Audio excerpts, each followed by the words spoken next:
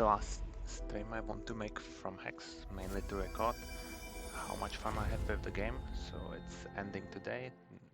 Never made the time to do it before. I don't think I will be playing a lot, but I want to actually look at all the decks that I have. There is a huge number of them, and this is the best way to save it. To have a look on the game on stream and just to save the decks, talk about them, and have fun with them. So let's see what is happening.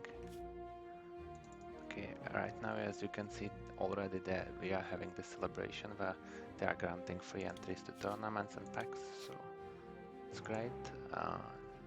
Still, the siege is working. Great, it is up. I have siege up, so we will be checking out how this is doing. There are some people attacking it, but we can get there later.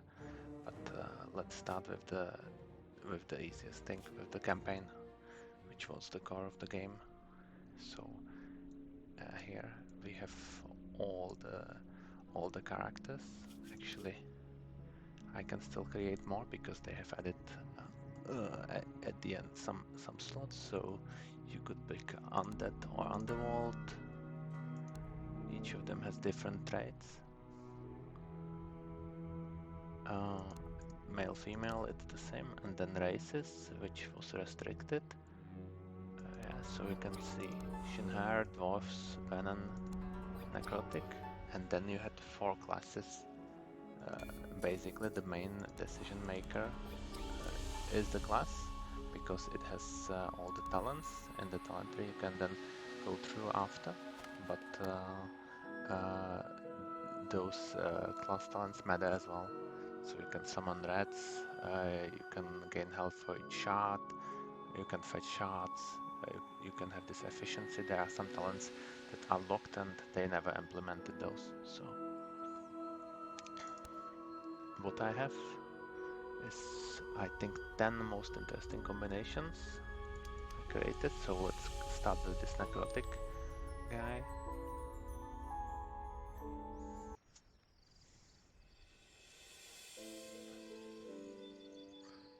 So we are in the game, we are in the PvE map, right? So this is where the game starts. There is all the nodes, with almost each of them with a battle or with some event. You are slowly unlocking them. You will see that most of my characters are parked here because this was the easiest to farm dungeon. You can just go there. Right, so I just enter the dungeon, and then you can see that you unravel. You can unravel entire new map, right? And you can start seeing enemies you are fighting. So I can just demonstrate what happens.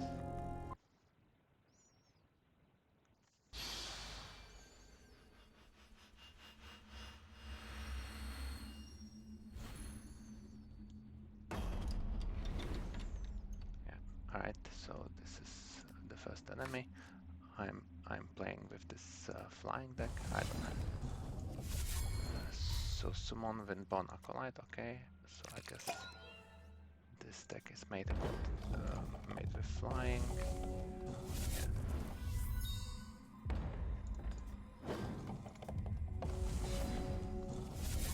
Yeah, so I will just pump out flyers.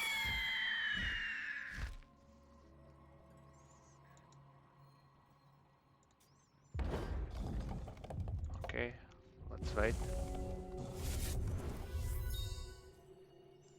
He's playing the recruiter. Too bad, because actually right now with this air superiority, he will never have a chance. Yes. Okay. Attack.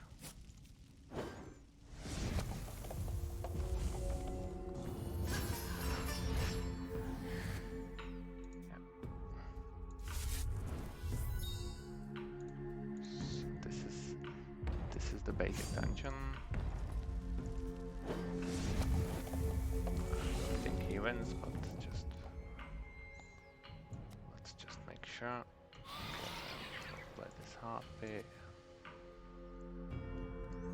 Fight. Okay, I can destroy this troop as an ability. I will just give this flight. This one gets a boost as well because it gets flight when I play action. And the opponent is okay, he is surviving, but all the best cards are gone. I don't know why he's attacking, but I want to block.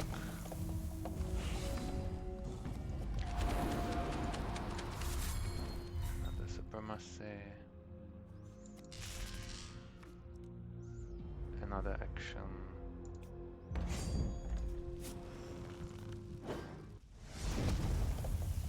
He's down to 2, and basically he's dead. Even if he plays a shot and gains so much life from charges, he has no chance. So this was built around all the cheap creatures and actions and draw cards. So this was the dungeon. I played it so many times, so I don't think I want to play it again. Okay, let's get back. Actually it should save, right? Yeah. Let's confirm that I will leave the dungeon. So this was the first map. Then they added Act 2, which in my eyes was much better, with some really interesting dungeons. So if I open... Oh yeah, okay, this is not the act, this is the city. Right, I even forgot. I need to travel on the boat, right? So it should be... not here as well. This one. No. It's interesting that you can so easily forget.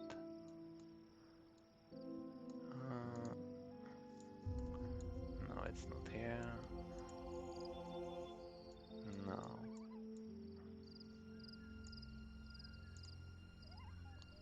Tested by corruption. For trauma, this was quite cool dungeon, but it takes too much time to clear. Here is a gate to the final dungeons of this part. Here is the final dungeon. This is the Devonshire Keep. A really cool one as well. Here is a talent tree actually, before I go there. So we are having Necrotic Cleric, which is good combination. We invested points into this armor, remove burn taste, premonition, look at random cards, and you can choose to put one of them on top of the deck. You have the blessings, right? So you play with those. You have clerics that have life drain. You have this divine altar, which is cool card that gives that copies blessing and copies clerics. You have this one card gets invincible in your deck, plus health for mercenaries, right? And this is basically it for the talents. He gets experience, 1 health for each shot, 1 talent point. Yeah, here's the additional armor, so it's quite a lot of armor right there.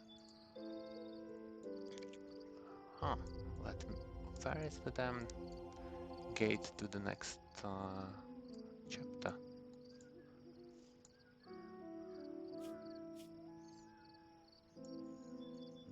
Really, I completely forgot. It is something that is absolutely obvious, but I have no idea. And actually this shows that this game was always made for someone that is really spending a lot of time playing it, but it never gave a good tutorial, right? So they improved several times. The complete tutorial was redone later on, but still it is lacking. Okay, actually it's not so important to go there right now. I think maybe I will remember while clicking here. Piranha, Stunt City. Okay, here. No? No, Wide River. This is this fights that were putting you across the track of the map, right? Connects here. Let's see.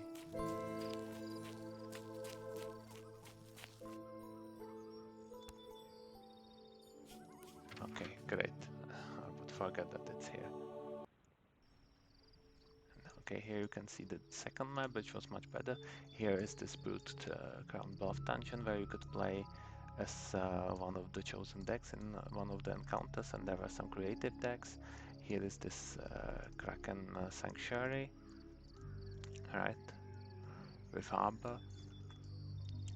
Here was the sequence of where you had your own ship, and you could actually fight with the ship, and you had limited lives. Here is Nagan, this necrotic city.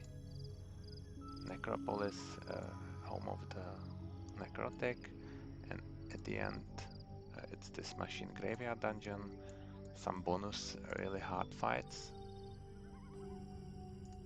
which Constantina, and this final boss, which was really hard, and here are the ruins, right? So this is basically, oh okay, here are the hard fights, this Mad Aradam and Obsidian Cyclops, Bogberg and Savas, so those were the hardest. So let's have a look at the cards. So we said this is the cleric, so this one actually, it's interesting. It's built that is built on the live game, but not really directly.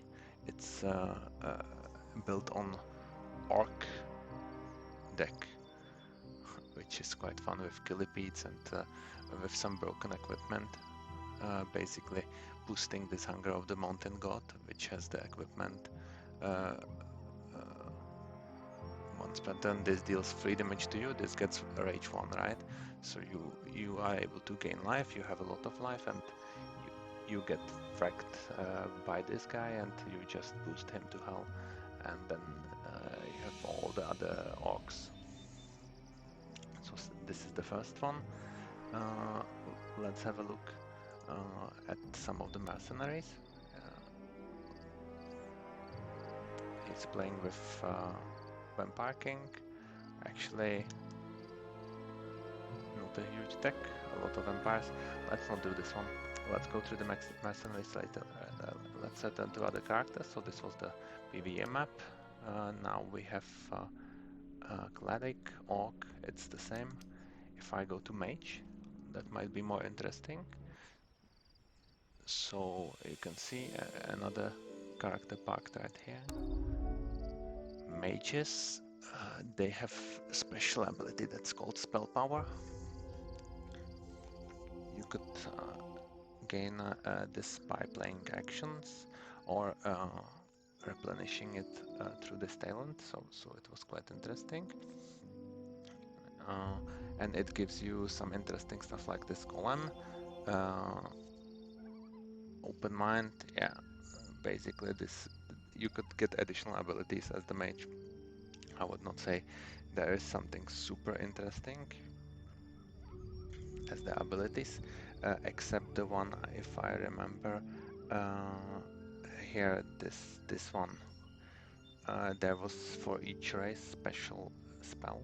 For the elves it's Embiggen, which gives +3/+3, and basically I think the deck was built around this one, that you could ramp up really quickly and then just kill the opponent with something like Broadwood Mastermoss with equipment, right? Steadfast, Spell Shield, or with Voices of Ashwood that could really ramp into much more stuff. So this was the one. Then we have Dwarf Warrior. So Warriors we did not go through yet. Let's actually confirm selection.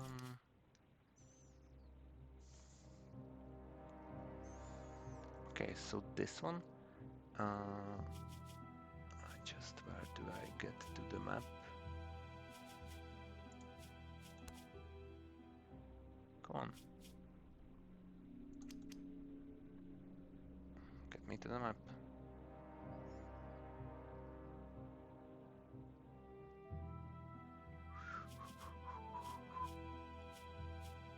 Okay. Never mind. So I can go to talents anyway, so it's not so important. So for the warriors, they have battle ability that basically makes you deal damage to opponent or troop, and it prevents opponent to replenish resources. In case of the dwarf, this is the one, Electrostone Weaponry, which is really cool. This really stops a lot of action from the opponent, it slows them down. So this is the main combo, and there are some talents that your troops have speed, they are trained, and you can put trained troops from your deck into your hand. And yeah, you can have there is advantages for the equipment, right? So it's cool, and this dwarf is playing with artifacts, so it's this really expensive Slaughter Gear Reaver, Slaughter Gear Replicator, which are one of the best cards for PvE in the game, which basically were even nerfed, and they are boosting each other, and they are cheaper by shards colors you are getting, right? So this is the main build around, and then there is a lot of cheap dwarfs and some charge gains, but really the deck kills with this one, and it tutors for this, and this is it. And basically it was stopping the opponent from gaining resources later on as well, and of course overpowered morphology. So this is the next one. Then we can go to Orc Warrior. I don't think it's going to be much different. He's on the map again, near this place.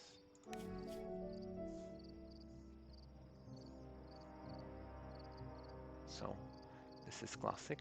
So the orcs have +1 damage, so instead of 2 damage they are dealing 3 damage. This is classic build around with Arena Regular. So when you use charge power, this deals 2 damage to opponent. So it tries to get a lot of charges, and it tries to swarm the opponent with really cheap troops as fast as possible.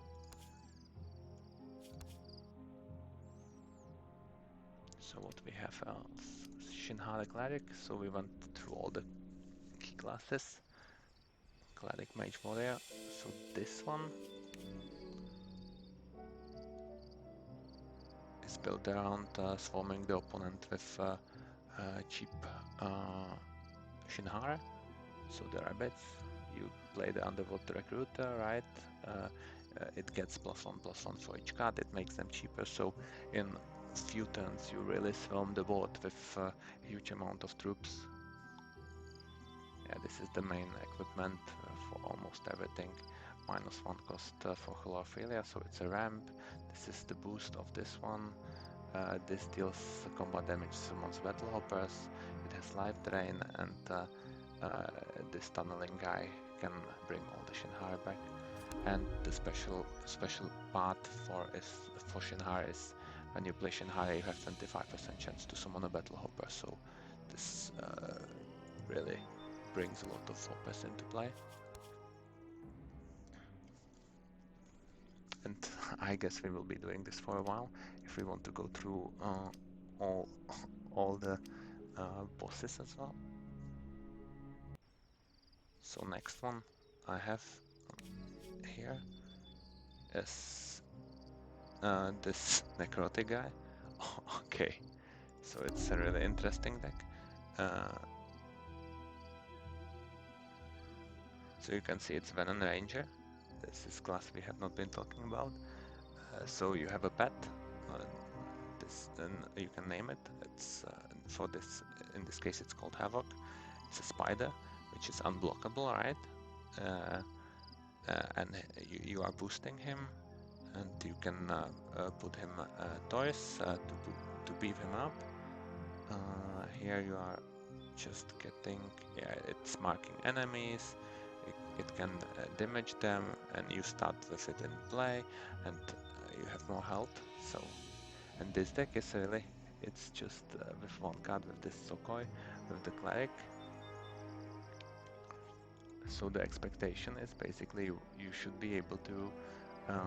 This deals double damage, Gladiator, and it has one shot.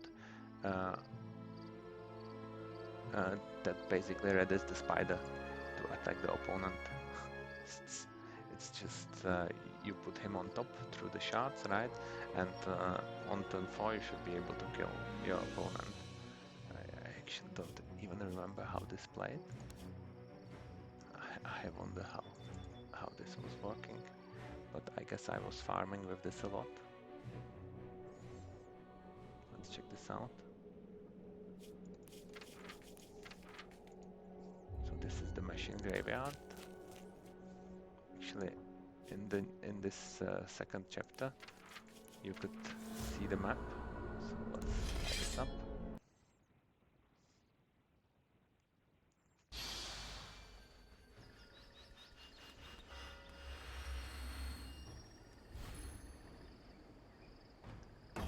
Okay. I don't really remember how it works, but this is I will go first. Okay. I can keep this. Okay, you see.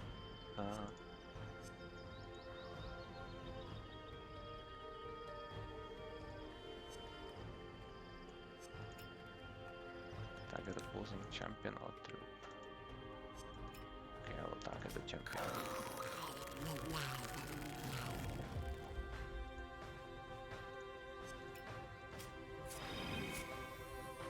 Yeah, okay, I can boost him. Okay, now with this one, able to Kutsukoi to Vichu.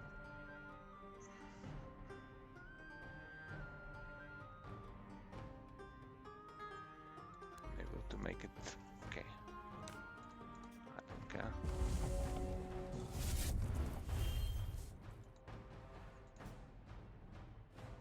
His troops anyway die, they have this durability on them, so when they have no energy they just die.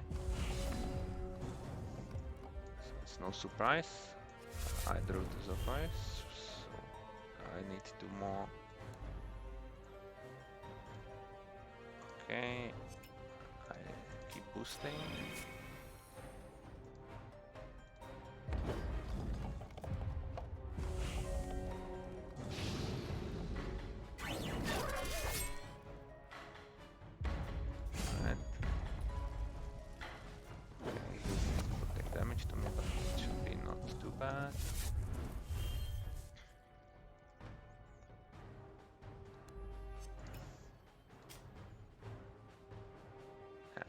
Gets defensive. Jesus Christ. So much text. Yeah, this deals double damage. And this, you can reveal him. Yeah.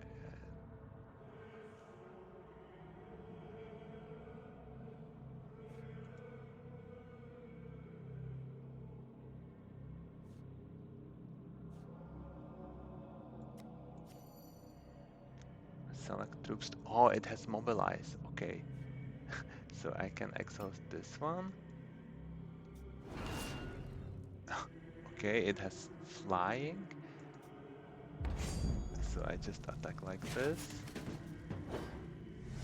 They are unblockable. I can ready this up. And I get another turn. This is from the Triumvirate, it's from the champion. Right now I remember how this is working, right? So you have this guy.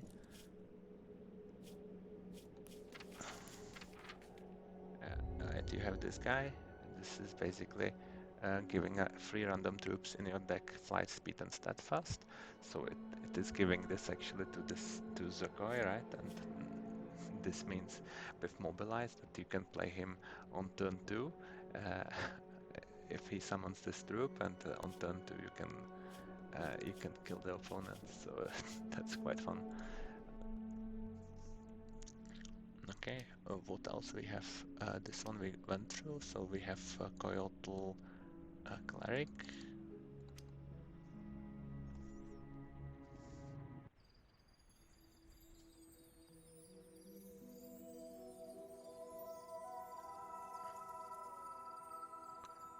Right, let's see what did I build him with.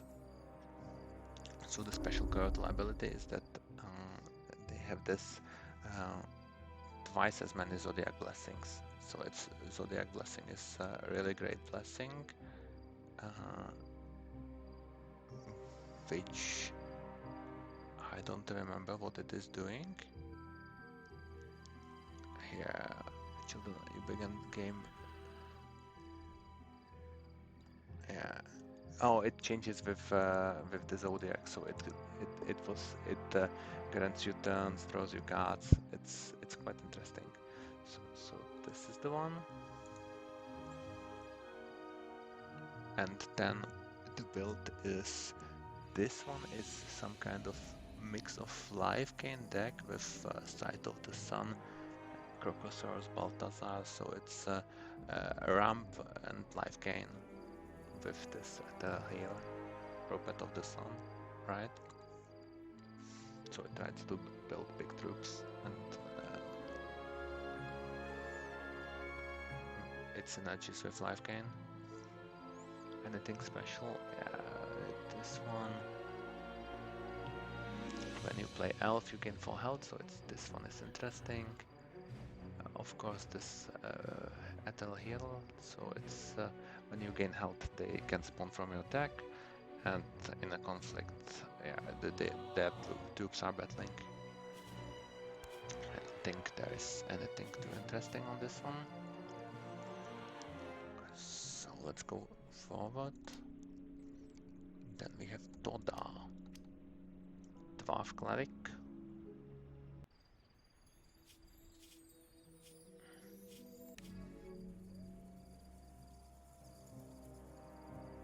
Oh yes. This is pure robot build with as fast as possible troops deployed. Those rocket rangers, slaughter reavers, again replicators, adapter drone, which has really awesome equipment, which gives him abilities and power. So nothing too special here. They have the blessing rod. When you play a blessing, gain a charge. So this ramps up the charge gain. Yeah. Again, armor. So this makes you a little bit bulkier. And I think the build around here is also this card, which is called Glendower. So when an artifact enters your hand, he gets +1/+1. And when you play a dwarf, create a random artifact with cost 1 and put it into your hand. So you are getting a lot of artifacts this way.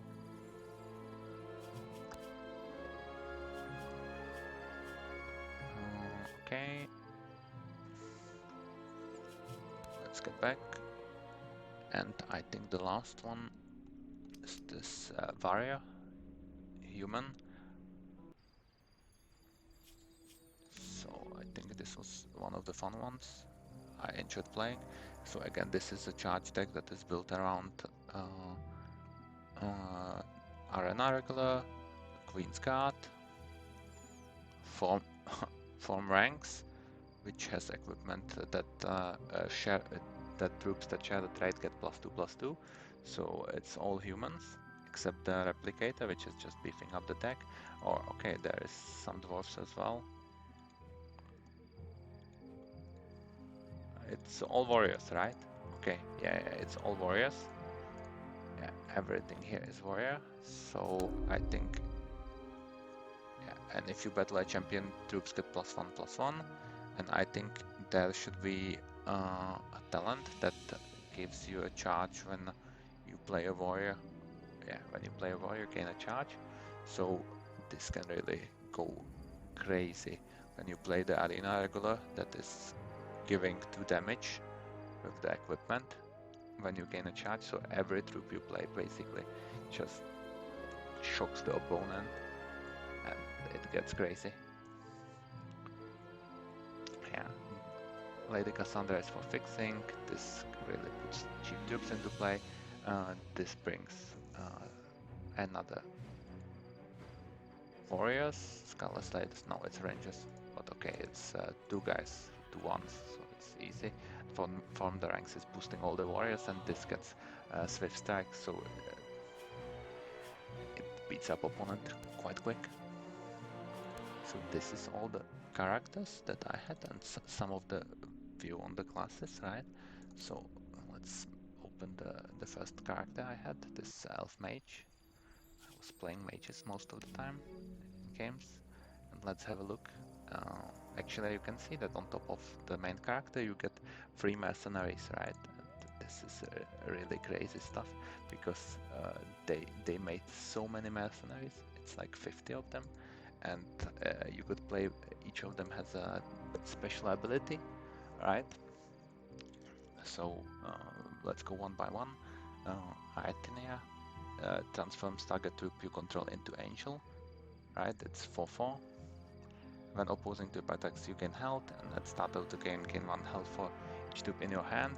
Deck rules: it can't include avatars in your deck unless they are diamond, and then it has this restricted grid, so it's common, uncommon, rare, and legendary. So basically, only white and green cards you can include. And then you can build a deck around the mercenary, and even you can upgrade the mercenary, right? So it says avatar troops you control have +2/+2. So basically this deck is a Holy Ascension deck, where you when you have twice your health, you can turn into this Paragon of Righteousness that is summoning angels every turn and giving all your cards invincible.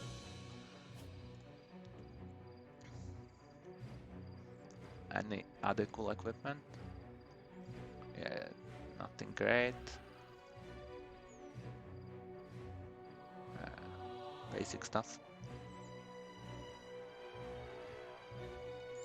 So it's just swarming troops, and this incantation is basically transforming into the Sentinel of Light, that it's quite easy to get plus more than 20 health.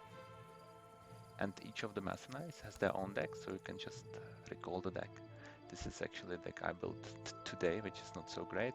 So it's this new guy that is transforming you into random prodigen. It's 1 of each color, and it grants abilities, and you cannot play cards that are 2 or less cost.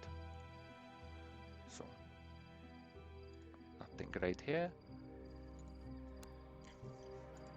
This we played with, so you can summon Windborn Acolytes, right? This 1/1s.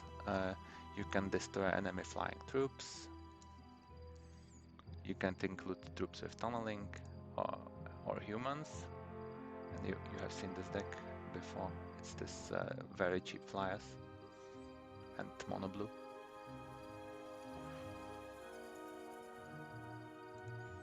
Okay, let's go further. Augustine, it's the warrior guy. He can give troops +2/+2. With more power have steadfast. With 6 power they have crash. And if you win the coin flip, you gain a charge. Deck rules: you cannot include underworld troops, right? Let's have a look. What I built. Oh yeah, it's another variant of this Ardent deck with cheap troops and with recruiters, I guess. No, not recruiter. Vice mage. This one with the Godblood. Yeah, they have speed. Kiss of the Princess. So we are summoning troops. The Protector Defender. So it gets him really crazy. So they do damage, draw a card when you play it. It's absolutely crazy card, especially with Socket, right? Let's see what this one actually has. It has the major glyph, yeah, +1/+1 for other troops. Yeah, again this one.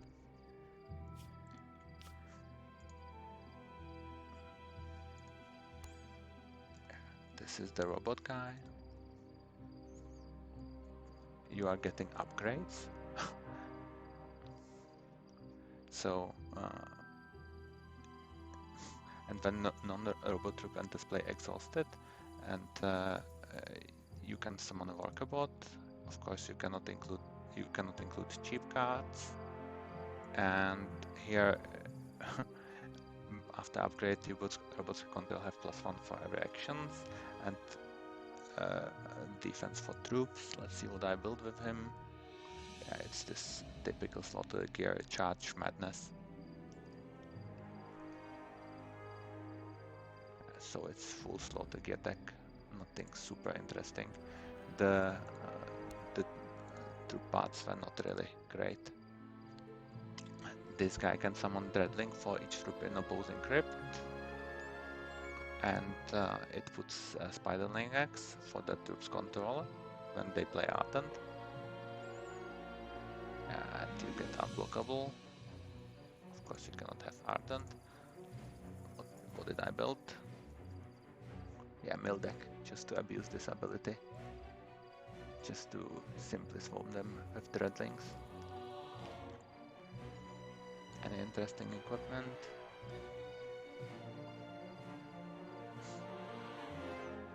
Yeah, this brings the Dreadlings back, alright.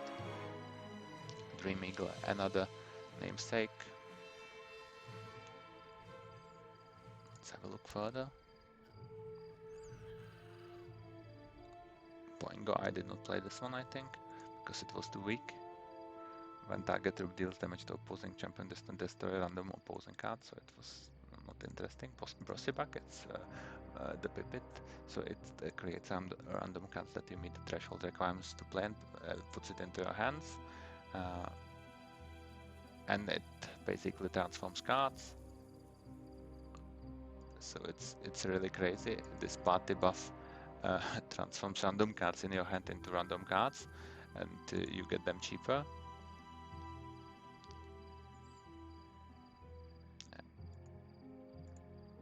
Let's see what I build here. I guess some Sky Mage. Yeah, so this is creating actions. Yeah, it's holiday as well, so this is creating actions really cheaply. And it's elementals.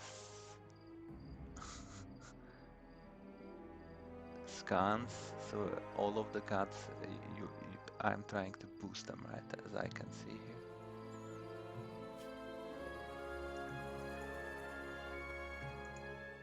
Cheap cards that I don't mind transforming.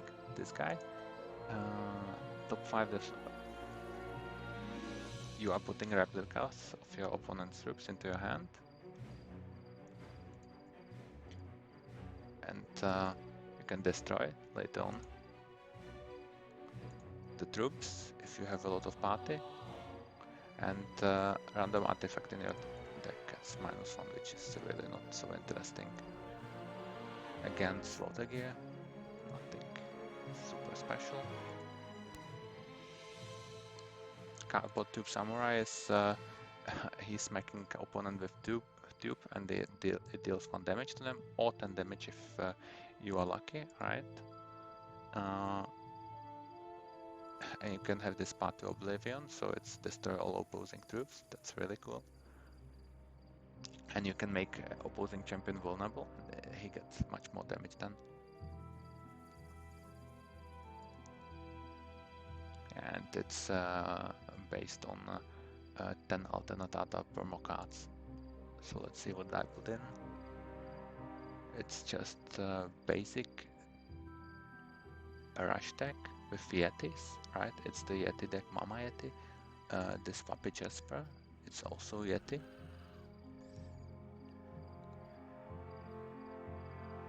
Yeah,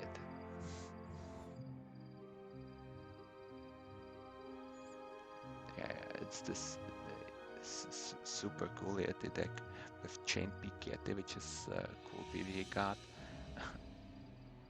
that cannot attack, but then if you play another Yeti, it can, and it gets boosted, and then it creates more Yetis. So this one was fun.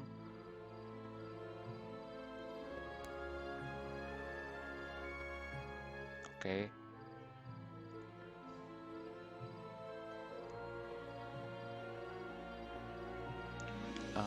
Never troop, then it gets +1/+1 for each element you control this turn. Yeah, it rewards you for playing elementals. Yeah.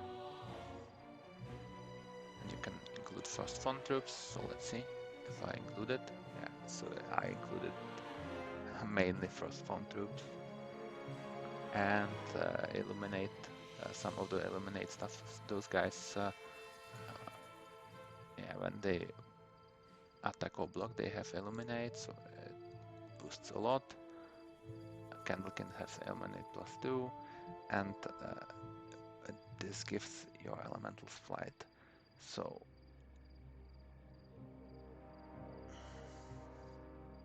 and this makes the opponent burning basically when you hit them with candles. So it's first form and candles, which is all elementals. So it all works with the champion. Okay, this is the infamous junk pot, right? So for 5, you are putting random cards that you can play for free in your hand.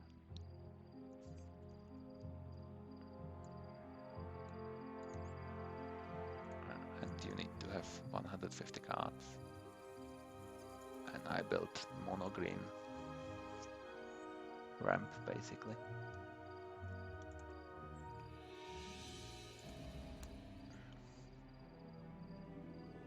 Here we are getting to Corinth, which is one of the bosses, one of the events, right? Which is basically creating random cards and putting them into your hand, and then you are redrawing your hand every time. And of course, then you don't need a deck, right? You just pick colors you like.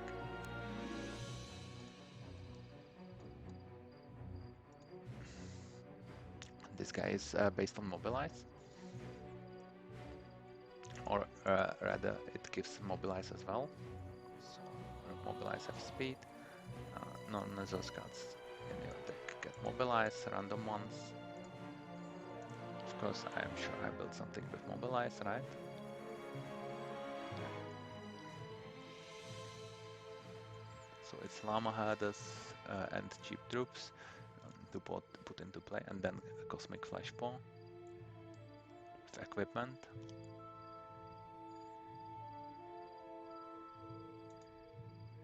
And General Stand, and this one just to put more troops into play.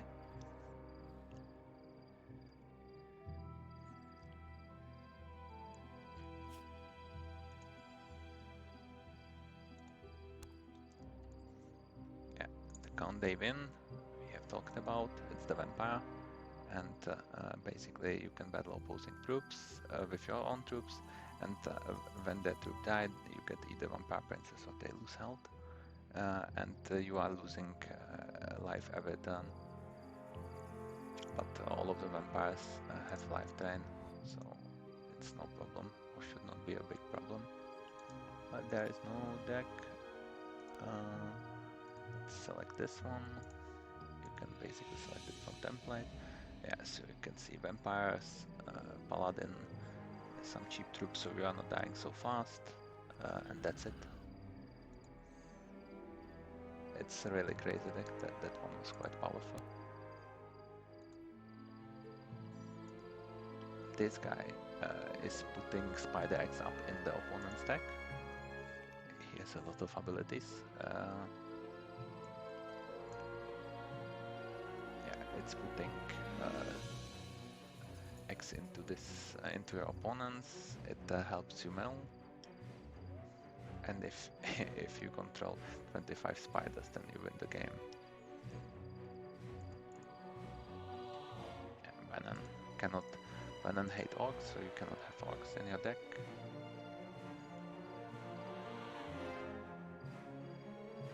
Then let's go further. So this one is obviously built with Venom and with X, so Fentel's Gift, which is one of the most powerful cards here with double equipment. This Nask Lookout. When they play a card, you bury them, and you can summon Spiderlings, and then just a few more other Venom triple magistrates, which are really great. Alright, so this is one of my favorite cards.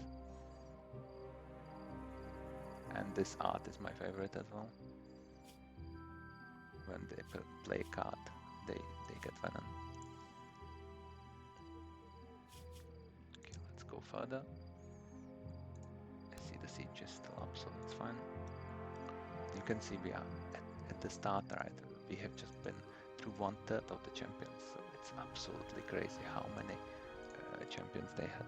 This one is based on flying troops, right? That battle this time at least troops without flight, so at least this is useful. And it's again Arden champion.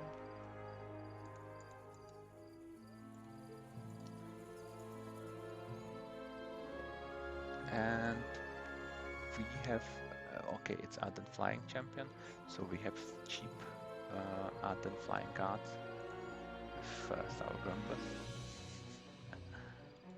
which is great. One of the favorite arts, as you can see.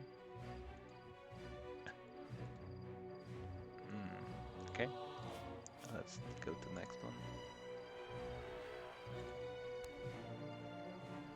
Festa, this was one of the fun ones. So each champion does 2 cards, then each champion discards 2 cards. Put your crypt into your deck. This is the great stuff. When Resos enters a crypt, deal 1 damage to each opposing champion. At start of the game, a random non-Resos in your hand gets discarded, this draw a card. And you have to have at least 10 constants. This was not so easy to build around, but you can see that I put in some constants. And basically this is a Gastrol deck, right? With this guy. When you play Rubica, this gets +1/+1. Improved burns, yeah, improved constants and cracklings. What Texas, and with Heart of Fire and Lyric Chanter, you should have many more chance, and with this you should be able to kill the opponent.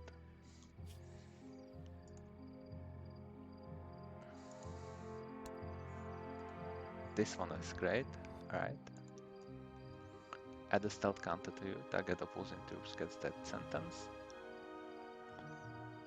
While you are stealth, revert target with death sentence in the opposing group, then put that troop into your hand and it loses all thresholds. When a troop with that sentence dies, choose one at random. A random troop you control gets unblockable. And when you are stealthy, they cannot attack you, right? But it's only for 1 turn. So this champion does not have a lot of health, which you can see, right? But you can compensate with hiding yourself. So you need some charges to hide as much as possible. And then this one is for ninja training, so you, as well when they attack you, you can block them. And then it's built around that sentence troops, because this synergizes with what he has. It was fun to play with this guy. Oh yeah, this is armor guy, so armor is like health, but it replenishes every turn. And you cannot gain health, which is the trick. And you cannot include quick actions, so I think your charge powers cost -1 to use, right? So basically with this you get 1 armor every turn, then you get armor for spirit with the ghost sentinels, so you are trying to become immortal as soon as possible and then just kill your opponent because you won't care about damage. This one is again Kickstarter reward. You create random dices that do stuff.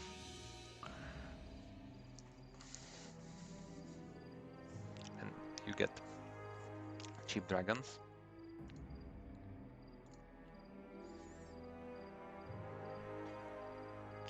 This one. Oh. Okay, it's built around its action build, right? Yeah. You try to use its mage actions with heroic echoes.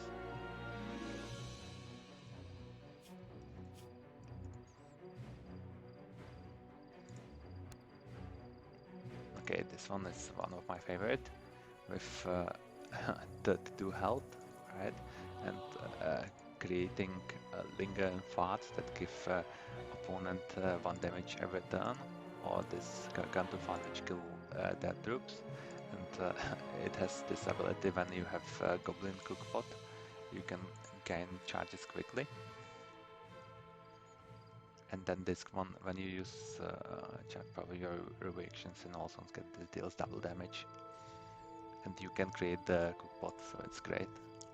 And you can include up to 4 cookpots, so it's built around about the on the troll as well. So it's trolls and those guys, scans, trolls and scans, with the imbalance equipment for the trolls and for the scans. So it's this one to give crush.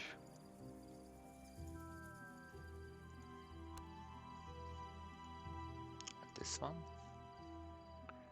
creates random actions with cost 2 or less.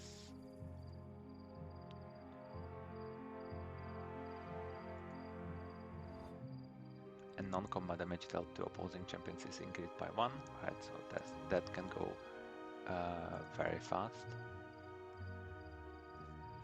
Again, this arena regular, but this time with some rush cards. And this one is my favorite, right? You will see later on. The Ghostblade Duelist. This deals 1 damage to each opposing champion, right? But it has equipment that untaps it when you play the Rupee card. So with the light up, it's infinite combo almost. Well, not in this case, but it's killing opponent very fast if you have +1 damage. Sorry. Let's go further.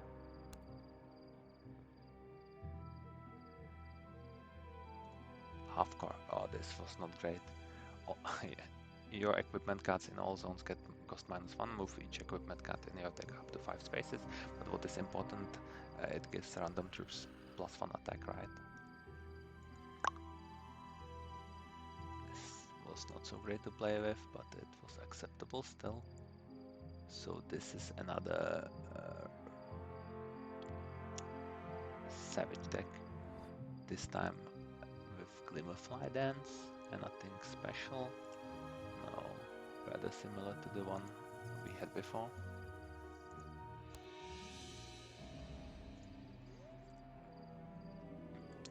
Target troop you control gets, when this attacks, it gets +1 for each other attacking troop.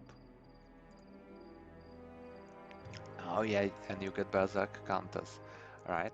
And you don't take damage at once, but it ticks later on. I remember this one. So you cannot have life gain troops, and it's just a Ruby Rush deck that can take any damage. Hotentota.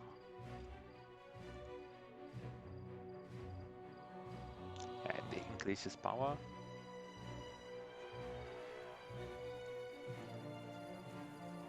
It's very restrictive. Yeah, it's this hate deck with Crushed Tuskers and Soul of Battle. My favorite cards.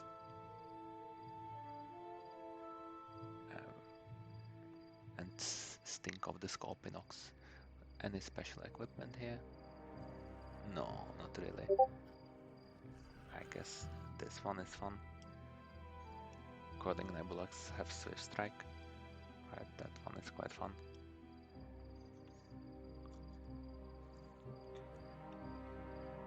And it's creating rare portals, so it gives you some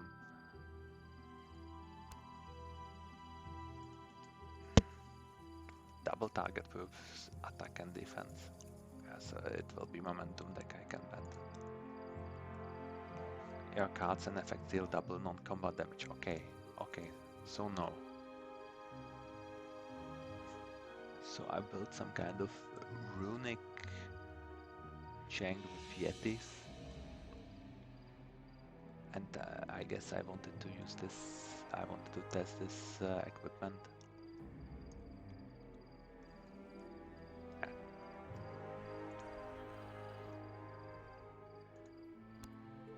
So many decks.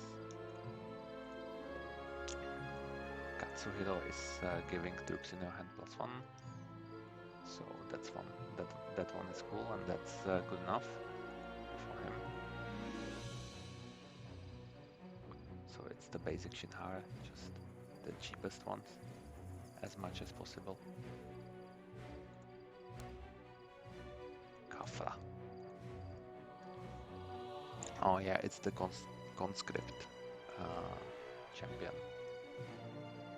So it's giving you bonuses if you control different classes, and you can conscript the classes. So I tried to put all the classes.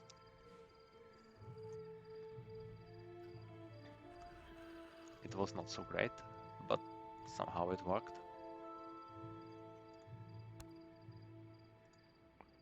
House touched.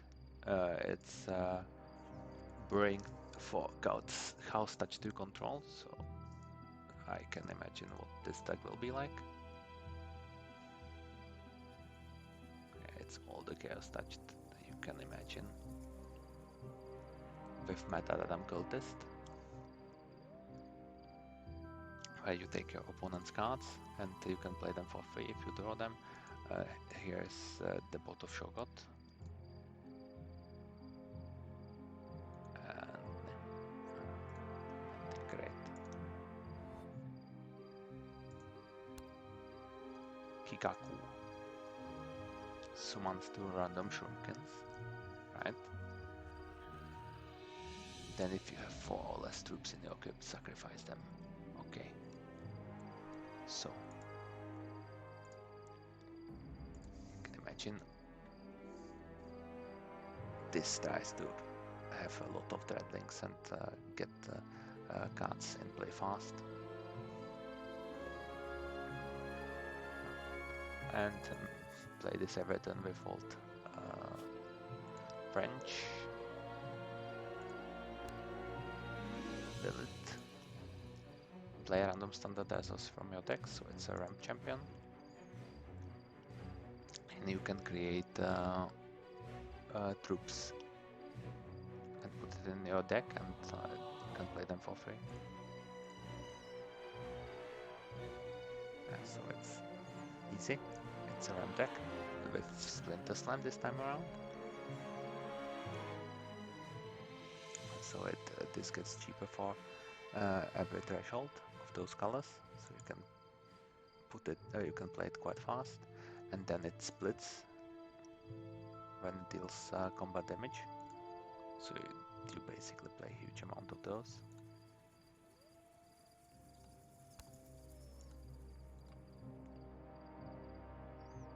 Void all troops, then put each voided troop into play, right? You can play troops from top of your deck, and you can play it even if it's prophesized. So you can play any amount of Coyotl, so logically this is a Coyotl deck. Let's load it up. This is classic. You can have Starlight Shamans here, which is a specialty for PvE. Other cards, and this one Arcane DM Catcher, which exhausts all opposing troops, and it makes your troops cheaper, and they don't ready up, right? So it's a full prophecy deck. And of course you are playing this one. When you play Prophesied Skull, all your cards with the same name in all zones get cost -1.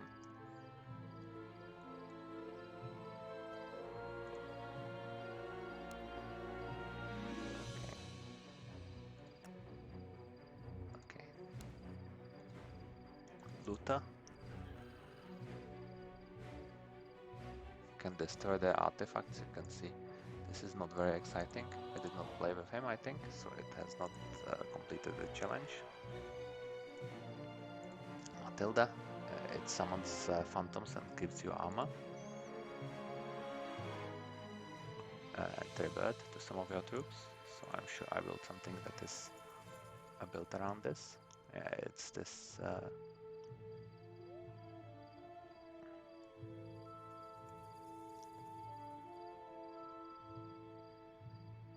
Verdict Spirit deck.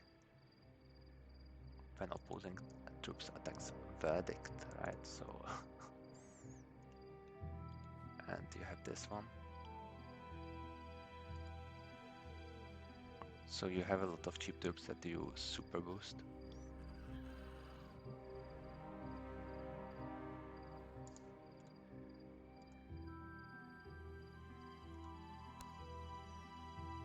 Mayo Galway, summons Townsfolk, which are completely useless.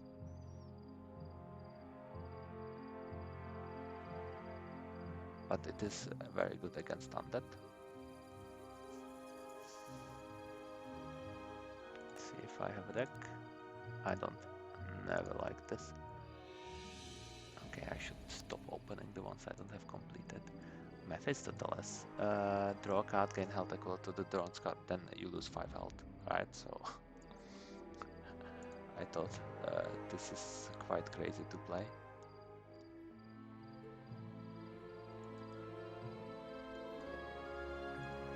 Monkey of 9 health is great. Summon a random troop, it becomes 9/9. Pay 9 health, void target card. If you have exactly 9 health, 9 charges, and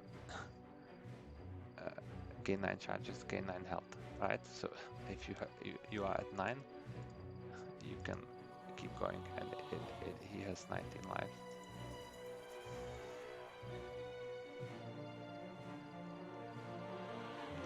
So it's a build around charge deck with charge mark.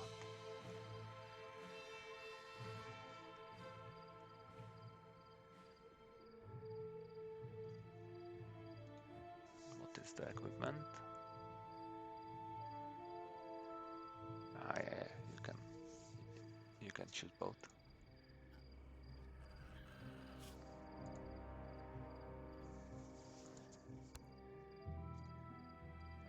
Oof. It's this Mustacho gang.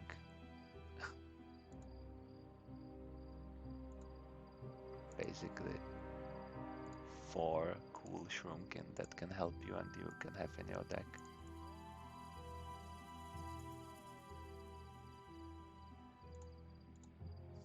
and of course it's built around Shuriken and boosting them up. And it's interesting, there is not even equipment for this one, but it did good enough. Modded Baltage.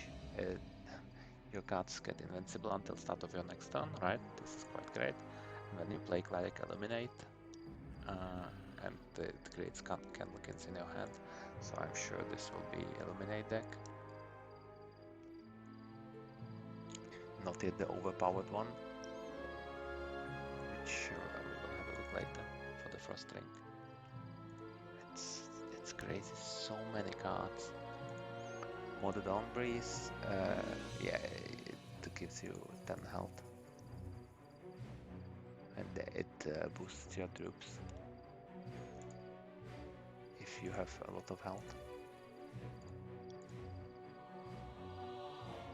Logically, I built this incantation deck.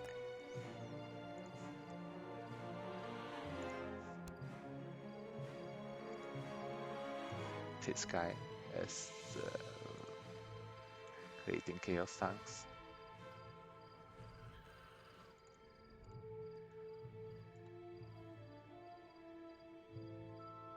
You can chaos touch mill deck with Librarian, Nameless Devourer, and Void Style. Not a lot of interesting equipment on this one.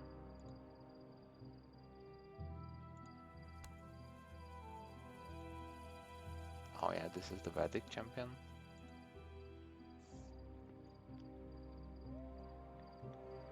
So it puts back constants into your hand, so it's daybreaks and nightfalls. And it creates constants, so it's built around constants, of course. This one, oh yes, opposing troops enter play exhausted. When attacks, this deals damage to them. You have this one. Yeah, so when you control both Daybreak and Nightfall, it deals double damage. It's not hard to achieve, right? You gain 2 life with Daybreaks, and then you can copy constants. You can destroy your opponent when you control 20 or more. So it's just build up constants, completely kill them.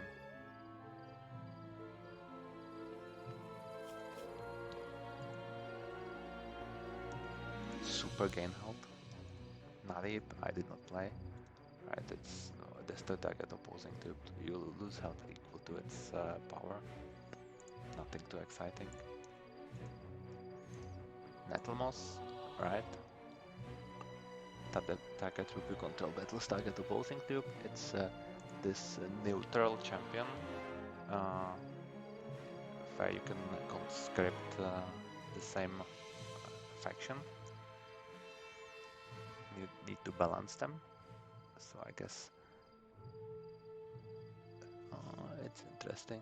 It's a mix of Shinhara and Coyotl, what I built with conscript.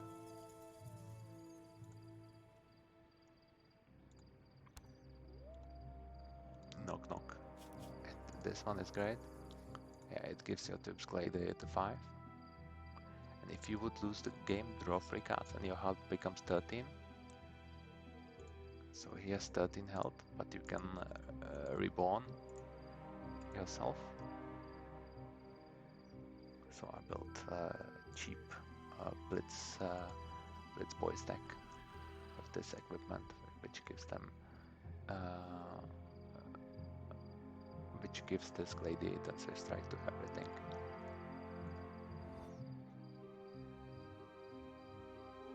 Everywhere. And it has this one as well. Check the Colossus.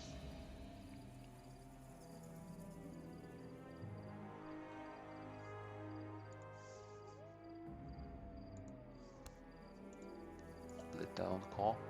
Never liked those, so I did not play it. But it's built around Prismatic and the Terminus, so it's not too bad. Potentia, it's another Kickstarter. You can summon groupies, right? Those ladies. And basically you can sacrifice them to target troops, and you get cheaper charge powers.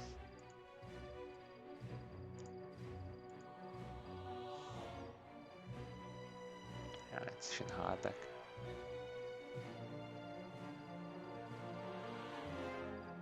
So using the groupies as a swarm.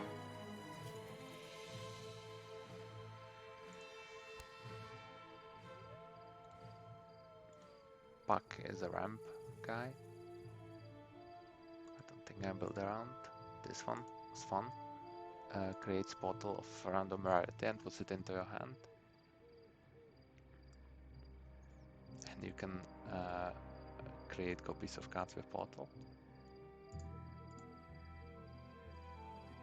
And portal changes in your hands into different stuff, so this one was great. Is there anything special?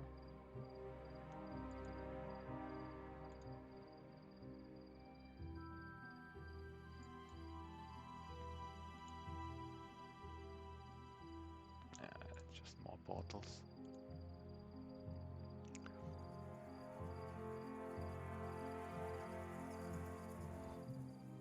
Yeah, and this gets cheaper. That's great, because you have a lot of entities. This reminds me, I was really fascinated. This was nice design that all of the entities are animated, right?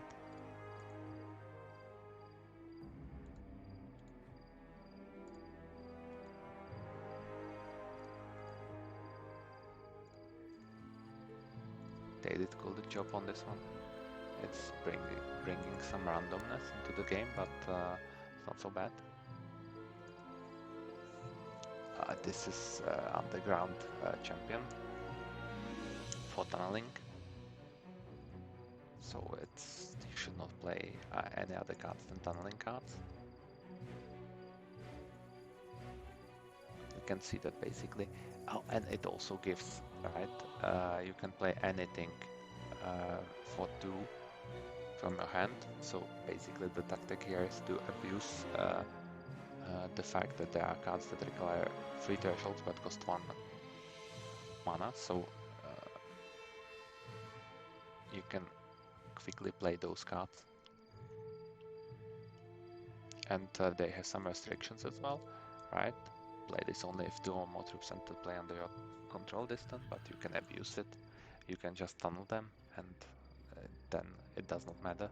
Same with this guy, you need to sacrifice 3 troops, but if you tunnel them, don't need to. I played a lot with this guy. Yeah, this is giving bounties. I think I built some generic aggro deck, let's see. Minotaur aggro deck. Of course I included this guy.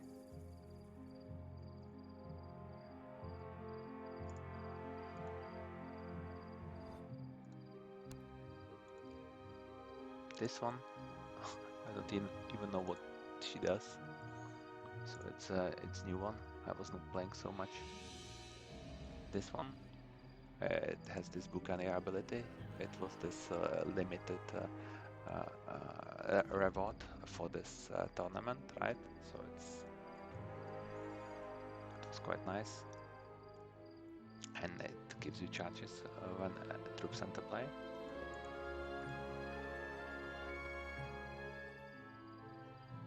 And I built humans, right, with pirates.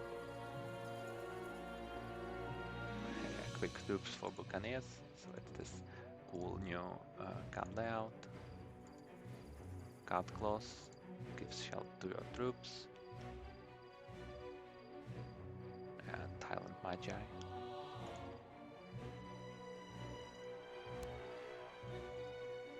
Scrap tank. Sacrificing artifacts. Summoning dynamos. Right, so let's see. Yeah, it's super cheap cards, so you can sacrifice them. And it's this one, this Settlers, with those were the cards that they had Celebration of Seasons. So it's built around this one. You are basically getting resources, thing level, and then for the resources you can summon settlements, right? And then for ores, grain, and wool, you can summon knights.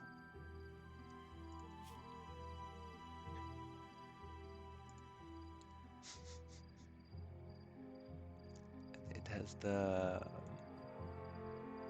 this one as well, Chick Head Kit.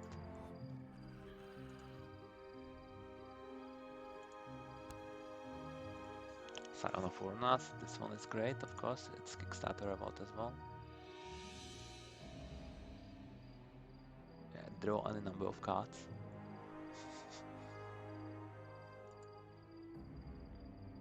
And you need to have Blood Dragon, which of course I put in.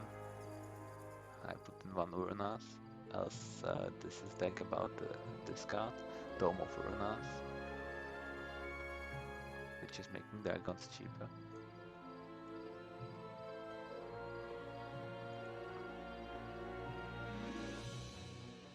Yeah. And this one. So it's Necrotic. Spam your opponent deck. We are getting down. With like 15 more. Sekir's Oni.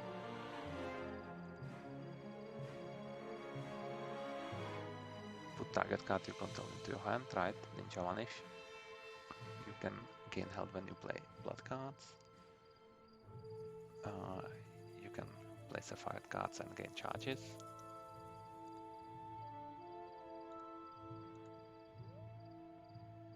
Yeah, you can play Rogues and Onis.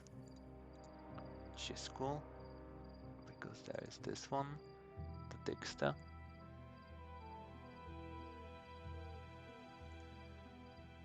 Then you can have this Mind Snatch Ravens, right? Which is dealing opponent's cards, and that's good enough, along with the Copycat, which you can just quick troop in, and of course this Oni Assassin.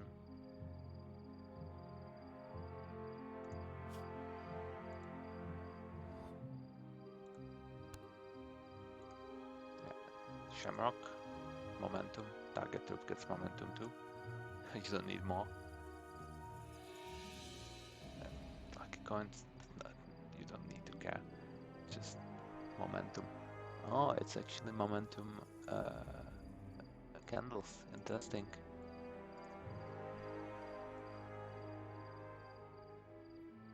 As a candle can then display under your control, it gets also get the powers of this and momentum 1. So it's this Adept is making it crazy. Yeah. You can draw 7 cards. This gives them flight. Again, more candles. So it's built around on this one, and of course on momentum. When you play a troop trigger, each troops you control momentum, so it's just this is just this was crazy fast to kill the opponent. Here we are summoning seed pots, right? So that was not too bad as well.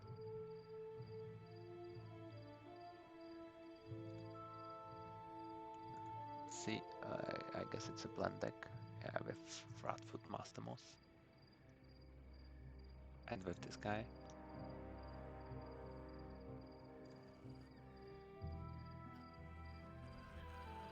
Again, Splinter Slam. And Plant Garden. Singular, okay, this. Draw a card, then choose and discard card. When there is exactly one troop in play, troops you control have Rage and Spell Shield. And you can only include one of each. You can imagine why I did not build anything on this one. this is that cry guy. It triggers that cry, so it does not need to do more. So you have all those crazy dead cry cards. First try, it's right. This one with equipment. Minusing all the opponent's troops every turn. This one giving plus all plants +2/+3. And this again. So that's really cool as well.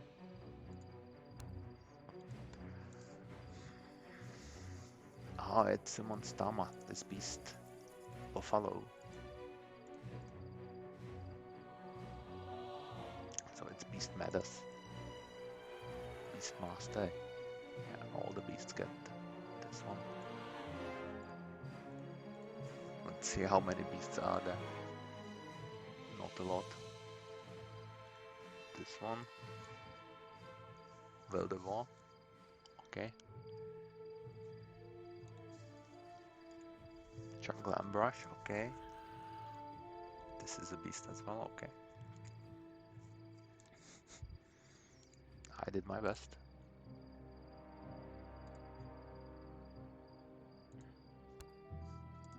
Slam Bolt. Okay. Just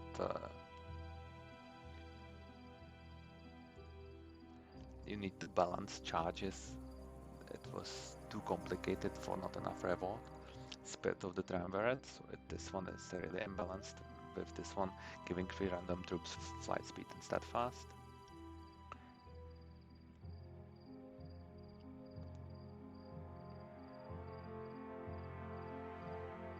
Yeah, you can transform into the Triumvirate if you fulfill all the conditions. And it creates those guys. It's a human deck, I bet. Yeah. With all those synergy cards, with Lady Cassandra fully equipped. With Queen's Guard. Yeah. Lord Benjamin to enable fulfillment of all those requirements they are asking for. We are getting to the end finally. Sylvana is a witch, which gives you spell power, copying your cards.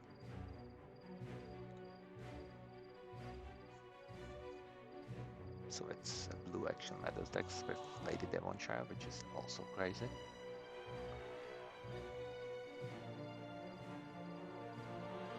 Which copies your cards. When you have them in the graveyard, it puts them into your deck and then copies with actual foresight.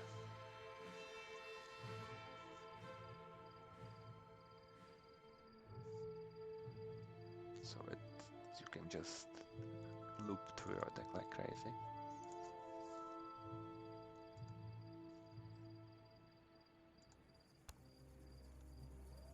Tough Lord.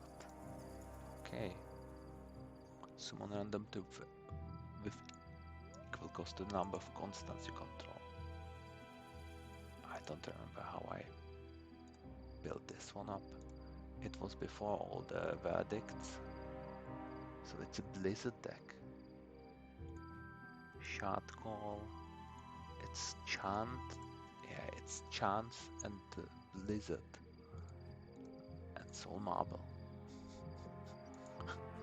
Crazy. I guess it is missing some.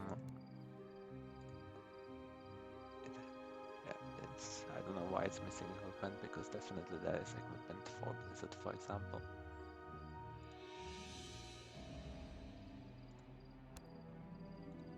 Dingler King, yeah, this is great.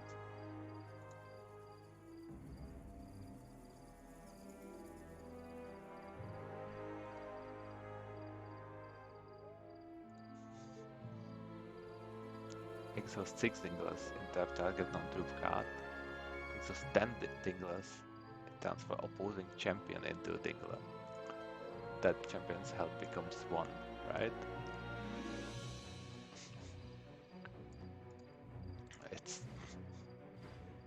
winning with this one is not easy. Just spam crap and hope you can gain enough charges and create enough dinglers. Transcended is great. You can meditate. It does not show what does it do here, right?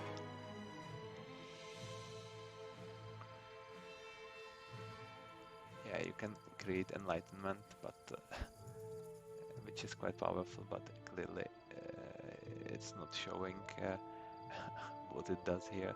But the deck was built around preventing damage to you and gaining this. I think you were drawing cards. Tiona, you can discard your own cards with upgrade opponent can. Then you get boosts based on what they discard. So that's quite nice. Yeah, it's not surprising, the discard deck.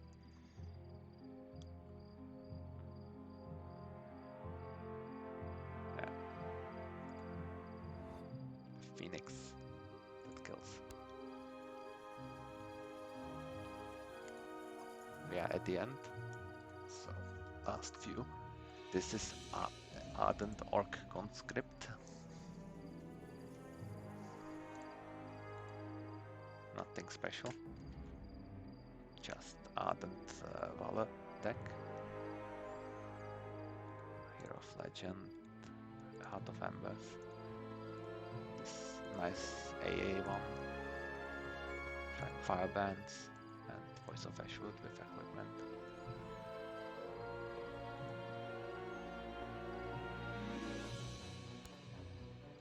Belch. Yeah, it creates more powerful troops, and cards in your hand at start of the turn get cost -1. When you play, they get +1. So quite interesting mechanic. So again, huge amount of transform cards with this cultivation as well. So it's just supercharging your troops when you play them. And you have Doppelganger as well.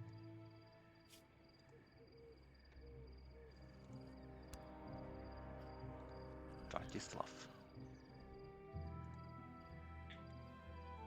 You can see and play the top card of each opposing champion's deck this turn. You transform into Dusk Wing form, and opposing troops without flight can't attack you, right? So again, you need to maintain this one. It's a vampire guy. Yeah, you need to have vampires. And it's a vampire deck with Royal Bloodline.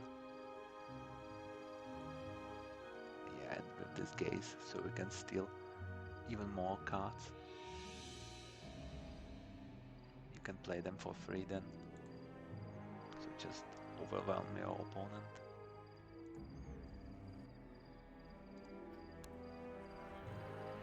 Okay.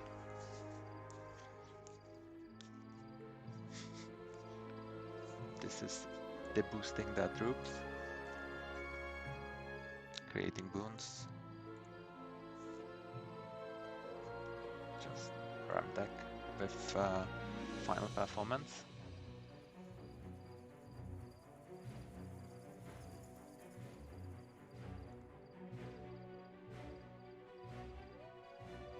Yeah, the witch.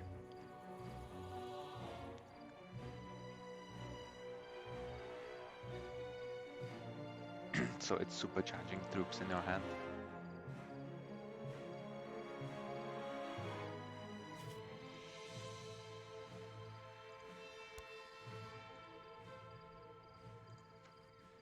Yeah, this is the prismatic guy.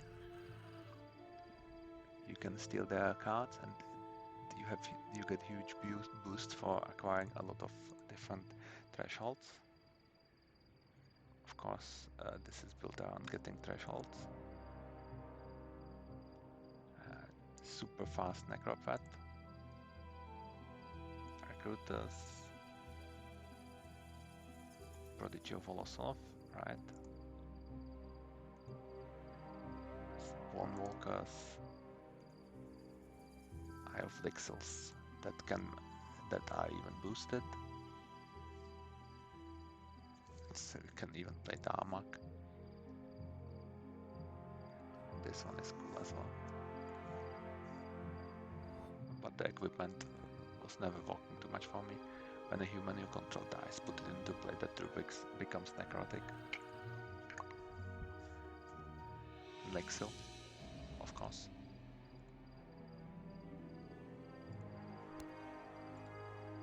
Last 4.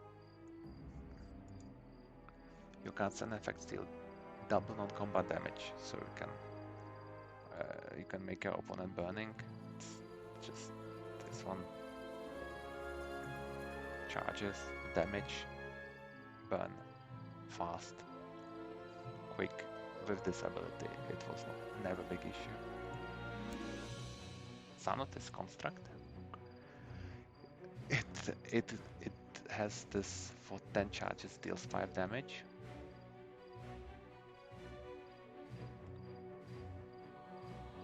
Yeah, and you get Malice counters for playing socketed cards.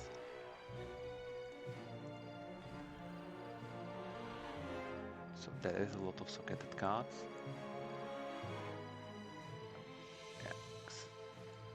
Visitors. Yeah, the witch, okay, just to ramp. This is the cool AA guy. Animus. Altas, so.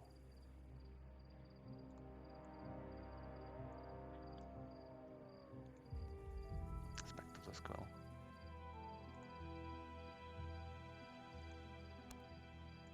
Soltok is Ox, right? Summoning Savage Raiders for each troop you control that dealt damage to opponent.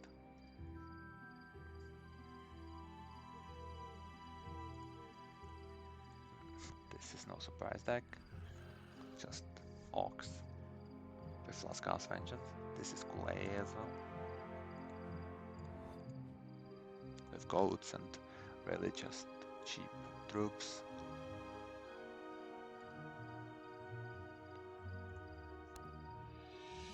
The last one is this Underworld guy for recruitment. Nothing super great.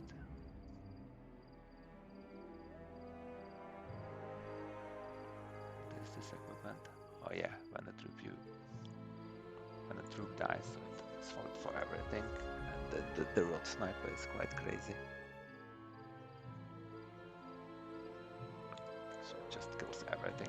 There is Threadlings, Thread Driver. So this is all the mercenaries. And this is the PvE campaign. Then of course you have Frostring Arena, right, where you battle 10 opponents. Or not 10, 20 actually, for gold. I can just open it. I was actually playing one today. I managed to get a perfect, so you battle 4 and the champion, and those are elites, right? And they get super boosted special powers. Skip. Basically, this is really great. You are getting special cards through this one.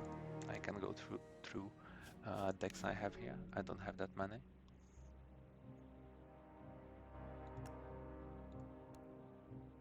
Okay, let's go through Frosting Arena. This is the one. Yeah. Deck is locked by Frosting Arena. Okay, fine. It's basically Illuminate deck with with Cyclops that you create candles as much as possible. Then you play him. He gives all the candles plus his sockets. They get +1/+1, and it super boosts everything. Then it's this one. It's just Exile Bard deck.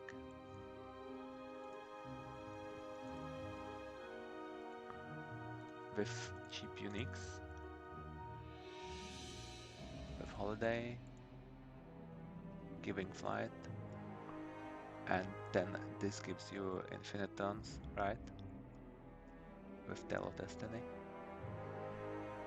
because you are able to pull cards from your deck into your hand.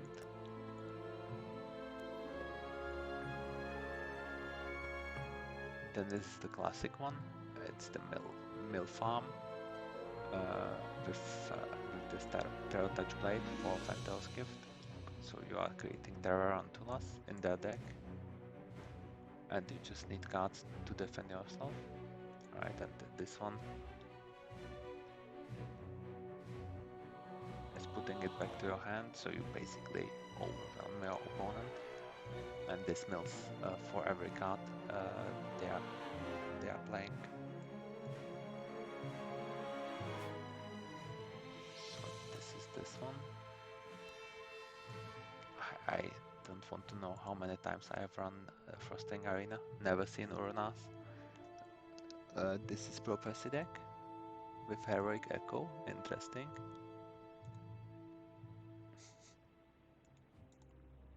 Cyclone Shapers, Tidal Eddies, Bounty of the Magus, Running Up Evils, Dream Eagles. So just get it into the deck and play it all over.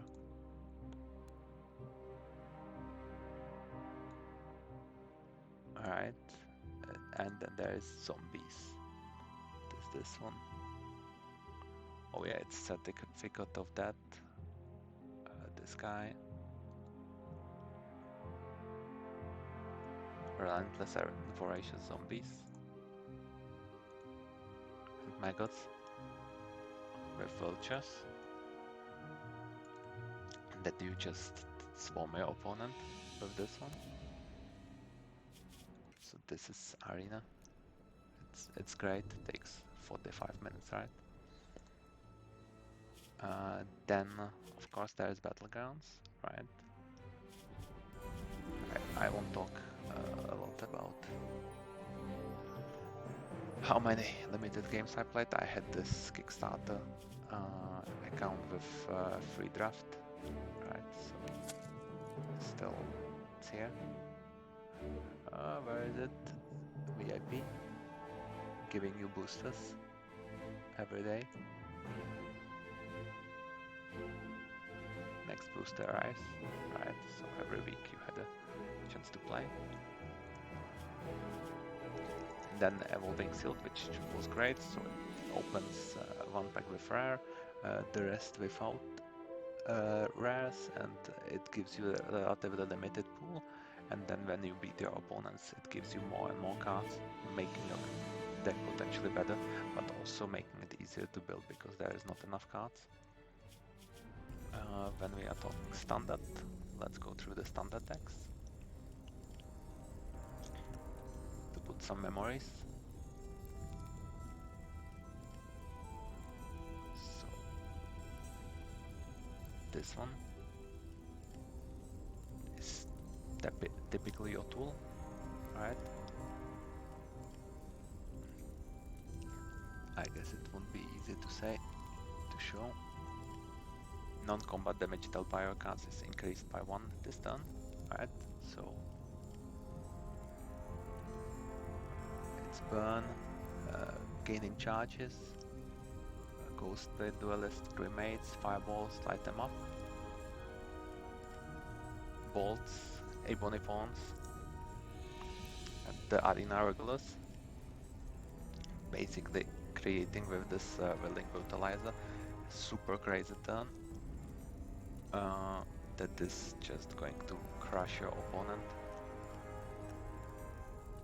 That was a lot of fun to play, so you are just saving for one crazy turn where you played with a lot of cards based on what you had on board.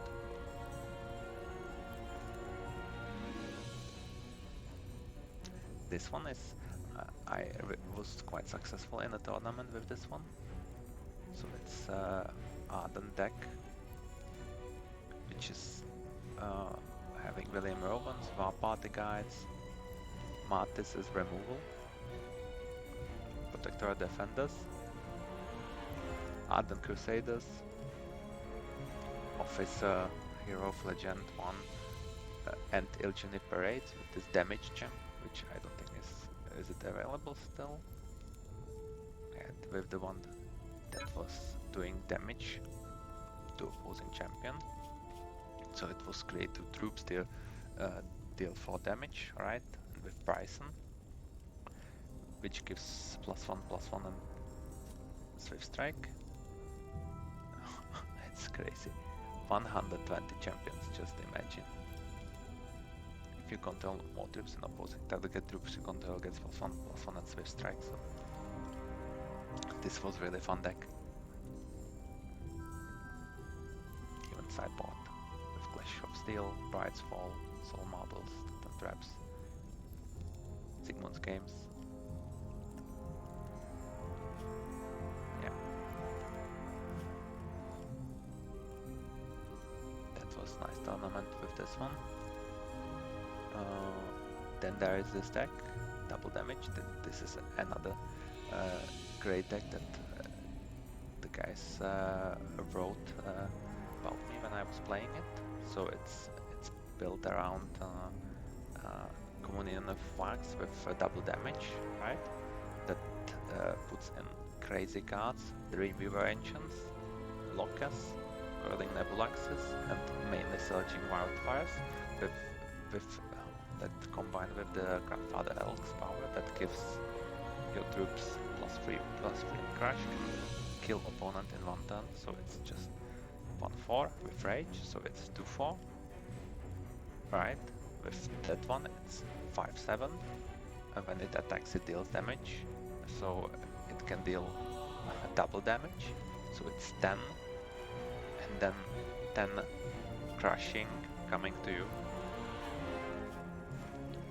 Boltwing Phoenixes, Outlaws, Fuel Masters, just trying to boost this even more. This one also boosts even more. And Fulfillinger helps you clear some small troops. Acolytes of Flame as well. There is a synergy with the Fuel Master. It's great fun.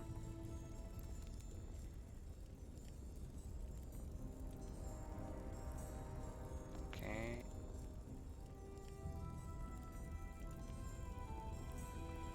Then standard Magbompus, right? This was one of the great decks as well. If you played action this turn, summon Bumblebot, which is 1/1 speed flight.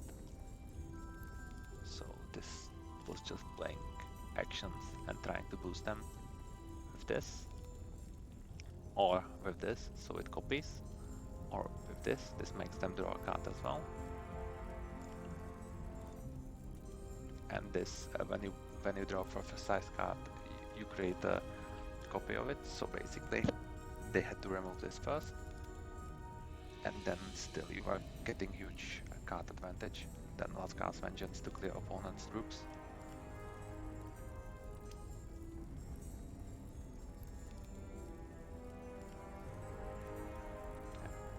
Yeah. And riposts.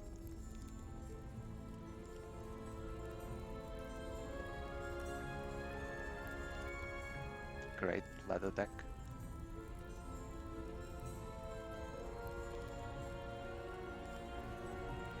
I guess this is a variant, right? Yeah. Just a variant of this one.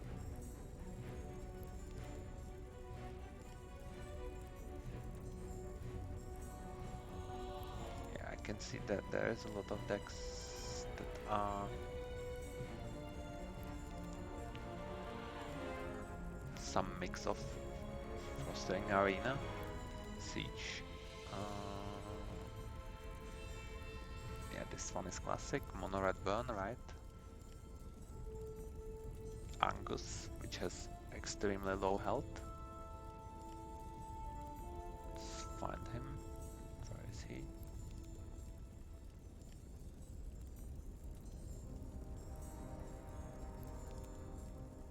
Yeah, 17 health, but he can deal for 4 or 5 charges 3 damage to opponent. deities, burns, fireballs.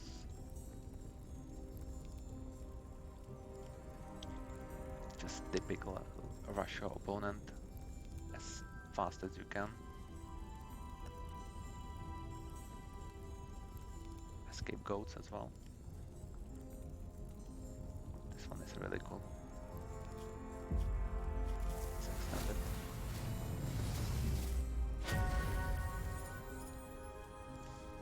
I never did because it's so expensive.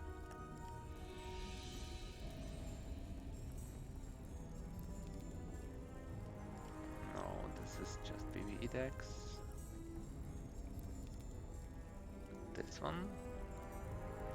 This one is the Waller deck.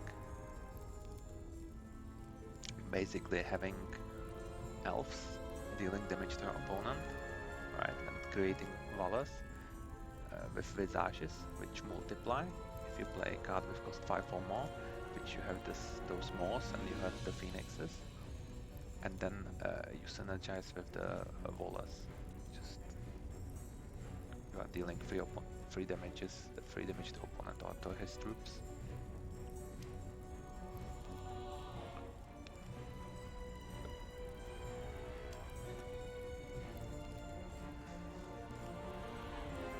Okay, let's see what else we have here.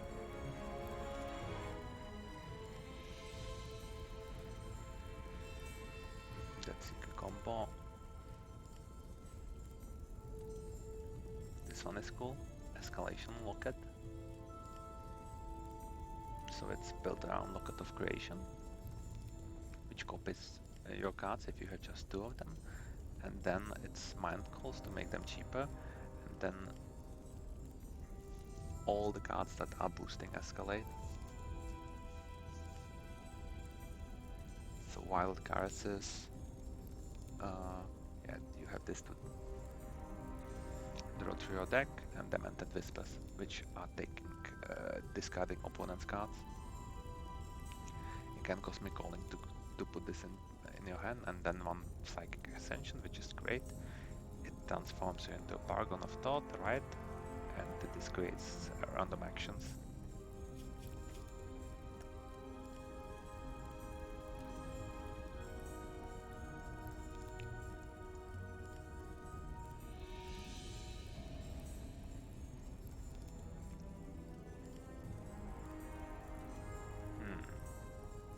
This one I played, I think, Locket Coyotless. It's a variant of that one. 4 Lockets, Silver Talons, Vanupo, Auspexes, which boost all your troops, right, when you play action. Cosmic Callings, you have 4. This engine you have 3, so you are expecting that you will play first one, and then the second one will be already with Locket in play, and then it was playing on the prejudice that this card is going to kill your opponent, basically, boosting everything. And it has Tricksters, Elder of Visions, Starcaller Ancients. I should extend this one as well. This was one of my favorite cards.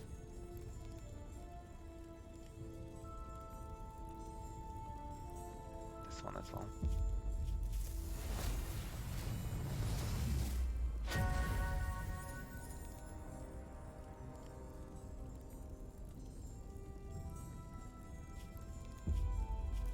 While I'm doing this, I can also extend it.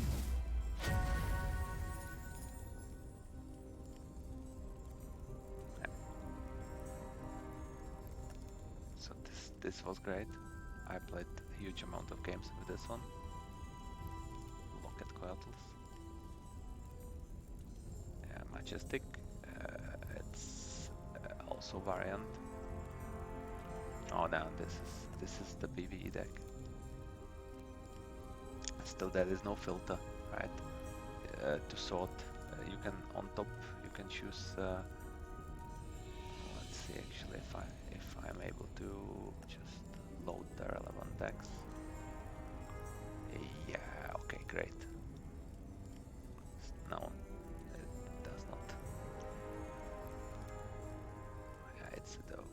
Wild Classic, right?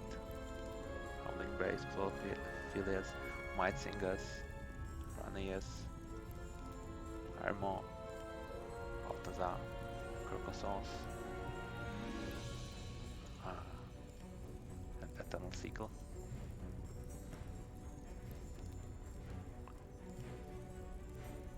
Let's see what there is more.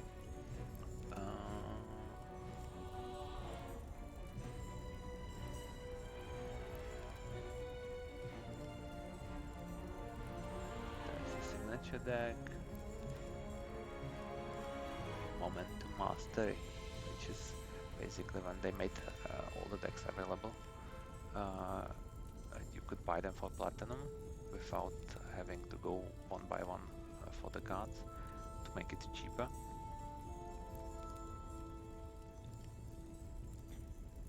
With Frostlocks. Let's have a look at Frostlock. Actually, this is the one I won in the Clash.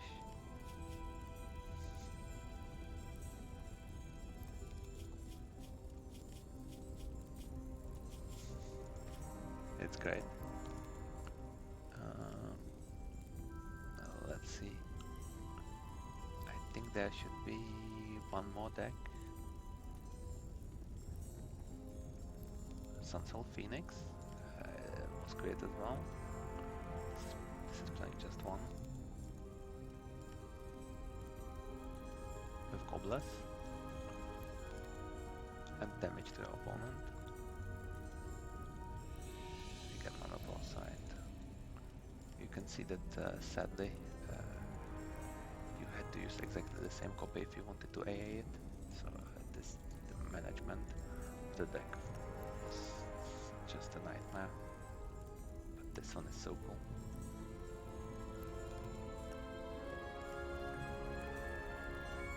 Okay, let's have a look further. What else? Oh, typical Renlock control. This is the old stuff. So super old deck that you could still play in Immortal. I can focus, Chronic Madness, Mind Calls, Moonbind Speaks, Lullabies, and then you get to Ascend with Wintermoon. Wintermoon was such a cool card, basically putting cards back into your deck, and then you can draw a card when you play it again. You can never do this in paper. TCG.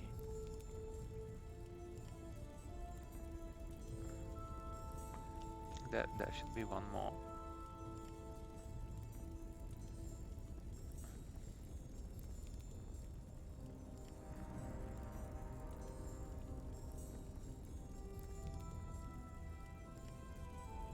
Not really. Does not seem to be.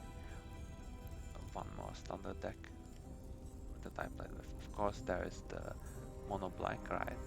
I'm sure I will have it somewhere. I guess this one, Horror. Oh, Journey into the Nightmare. Okay, never mind. It's Demented Whispers.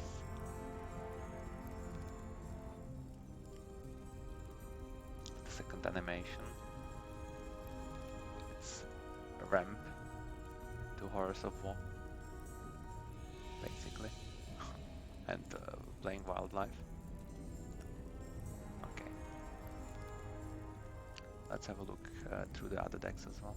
Meanwhile, but this was standard. I'm sure I will have some standard decks between.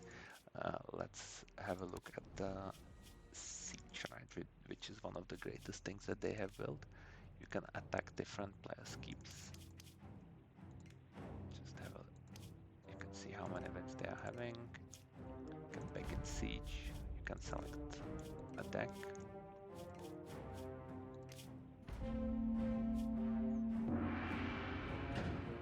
Shows there are 3 decks with PvE cards that you can just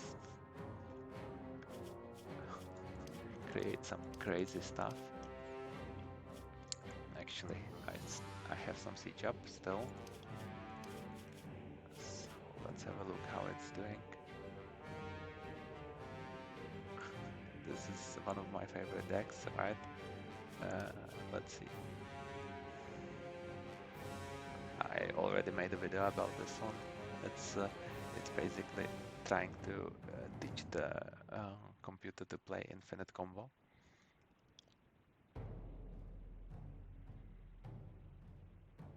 Which is with this duelist.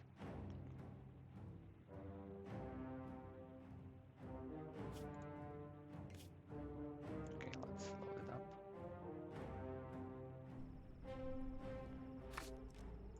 Quick speed. Oh, he's playing some basic deck. He has no chance against this one.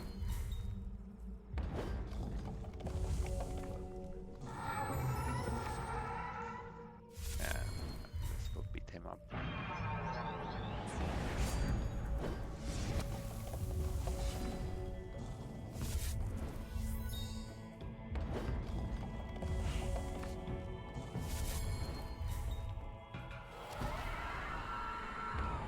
I don't need to even watch this.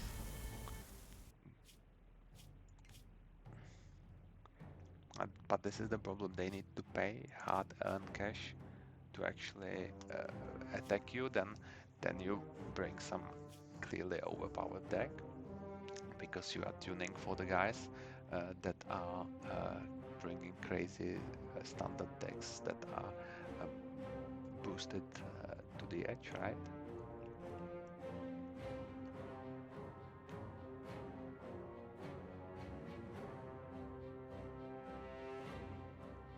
Okay, let's see if this loads, if this is any better.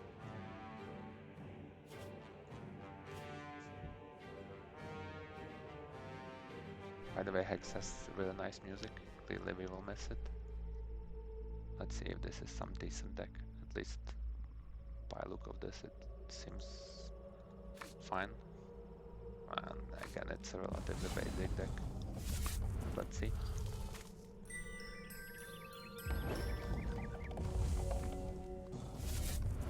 It's not disaster.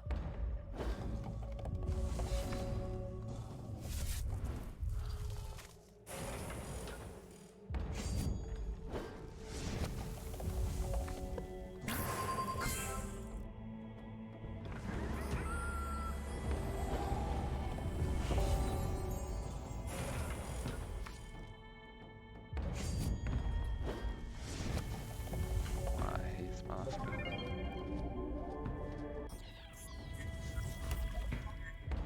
And this will just this will just play with them. You get cheaper cards, and more. They get less and more expensive. Yeah,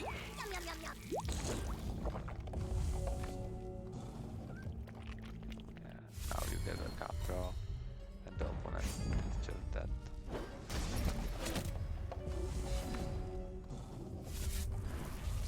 Okay, not that yet.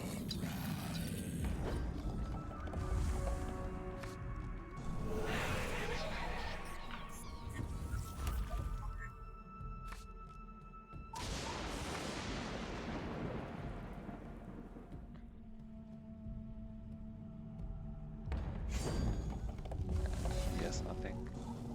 Okay, just keep them.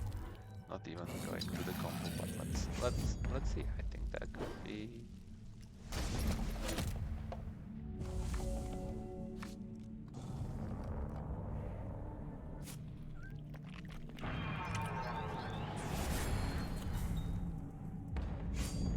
He will just get beaten in standard way.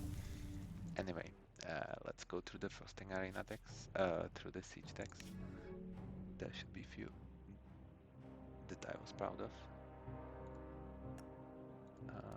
So there was a story I was trying to build with going through the forest, through this Dead Cry deck. And you can see the equipment here.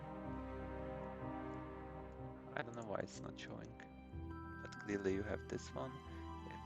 If top card of your deck is a plant, draw a card. You have Chlorophilia, with boosting plants, you have this one with giving spell shield, and you have this one minusing your opponents, and this one boosting plants even more with Baroness as well.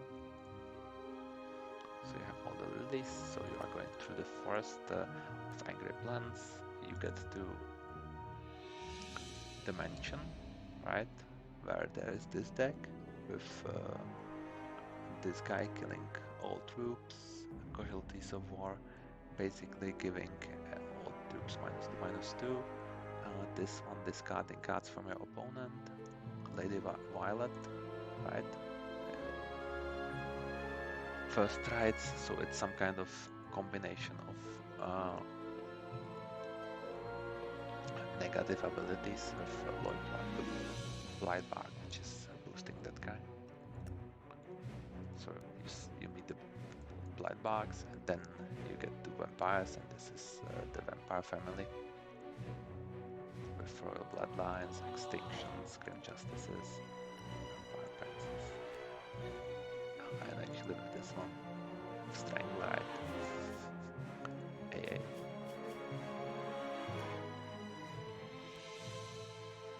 This one as well, grim justice, brutal.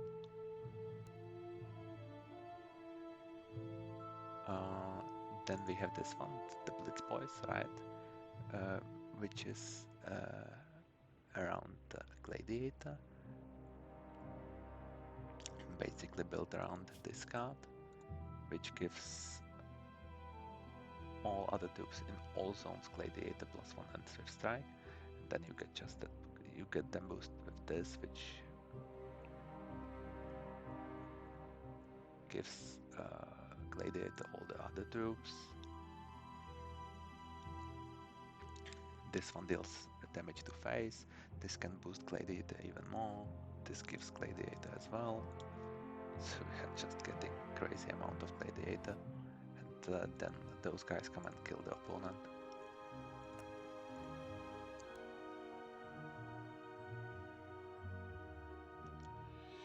Then we have this constant control. Actually, I should switch to siege defense, right? Maybe then it will start. Yeah, then it will start showing the equipment. Yeah, so it's Ripples, Booksmarts, with Dome of Floors. Basically, you would never be able to play this, but the computer can. Radiant Physicians, Decrease of Vanishing. This one is really cool as well. Okay, let's unlock it. Always trying to hide some nice part on the card. Day Riders, First of the Host. Just stall to First of the Host.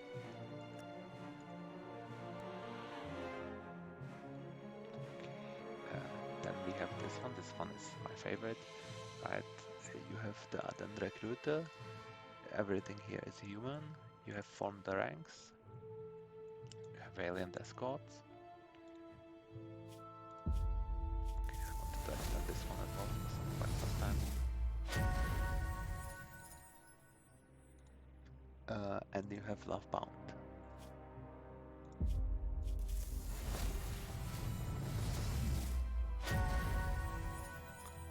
Which is basically bringing, putting.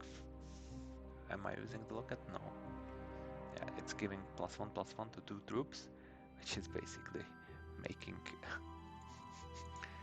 the troops. It's like it's used as a combat trick, and it's making this crazy for your opponent. And it's just with the recruiter, you can play almost everything in one turn. With this one, this guy gets health, and just this gives you health. This gives this life bound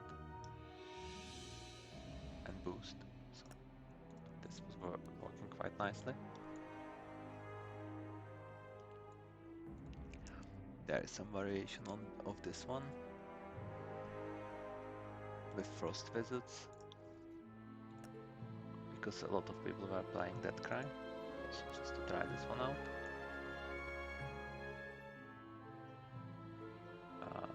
Then there is this deck, right, which we discussed. It's about the duelist, which untaps if you play a Ruby card, about Syzygy, which gives your cards -1 when you play them every time, and light them up, which when eliminates, and when you what card you control deals 1 combat damage, you return it to your hand. So we just have this in play, you have this in play, you play this, it goes to 0,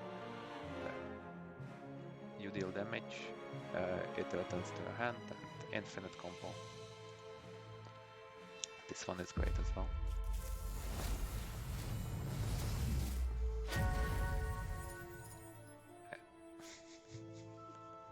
Don't breathe. Do I have the AA Tribunal Majestat? I don't, so I will make this one for sure.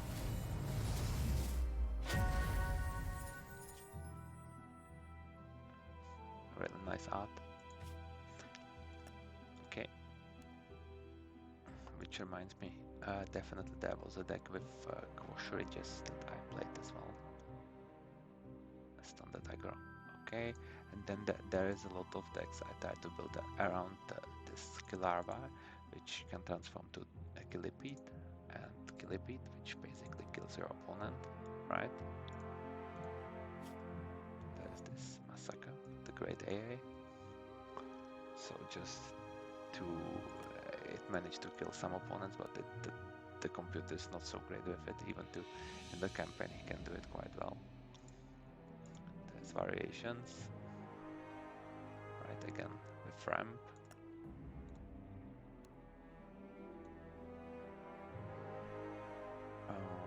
Then we have this one.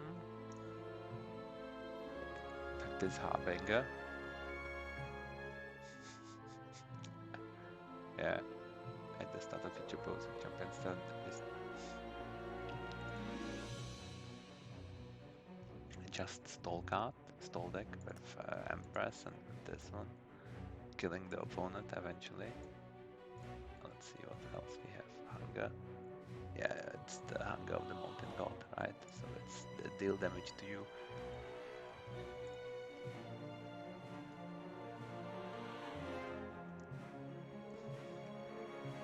Kill your opponent with Crush.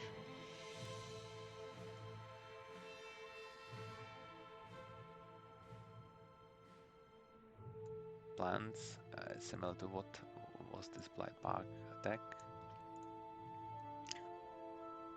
Robots. Okay, Dread Technomancer, Chimera bots, Commander Prompt, or Machinist. This one is great as well. When you play Artifact, this deals 1 damage to opposing troop.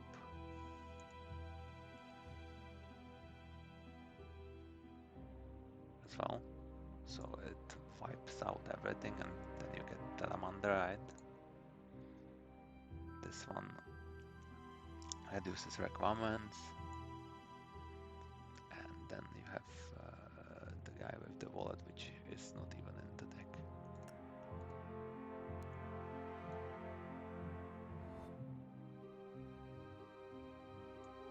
Sockets, okay, this is the classic. Does not need a lot. Yeah. Basically you play sentries and you try to beat up your opponent with DJ Dark Hearts.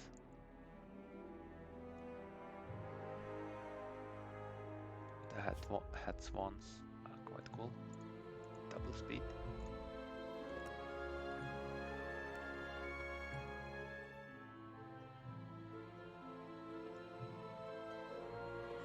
What else is here? This will be mono black, right? No way, this is Underworld. With Crusaders. Lapidaries. Drum. Recruiters.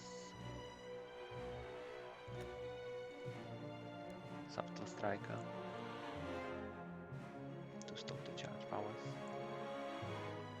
And this is the most infamous one, right? This is the classic mono red burn. Yet they burn. Voices. Outlaws. Just beat your opponent up. But the siege is great, right? That was a really great idea from them. Let's see, anything happened on the siege? No. And it's great you can play replays. If this was for free, I am sure everyone would play this. Okay, before we get to the remaining decks, which I'm sure there's not so many, let's actually have a look at what else you can do.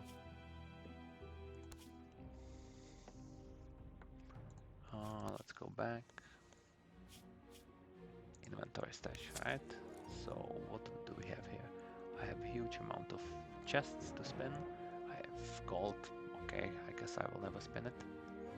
Just to appraise the value. What you can do is, let's try with the Doombringer chest. You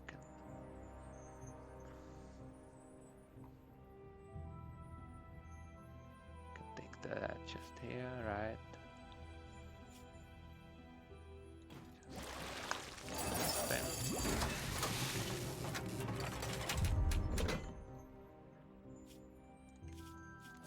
All the cooler ones, but it's really expensive.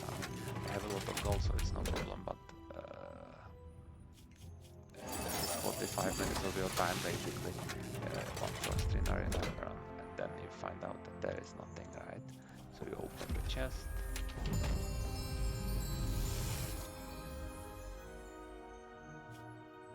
And you get a card that you already had several times. You can open the packs, right? So let's open some Doombringer pack. You can get a sleeve, that's nice.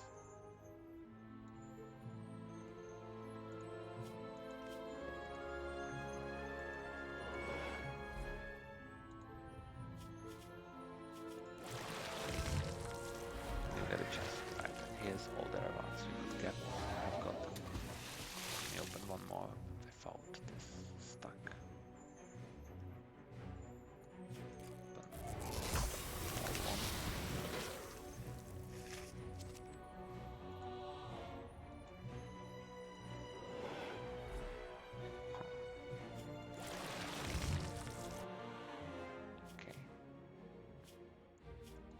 So that was nice gambling there. Let's have a look at what else you can see. You can select battle board. I have this from from Clash. Those you could later on buy in the shop, so those are really nice.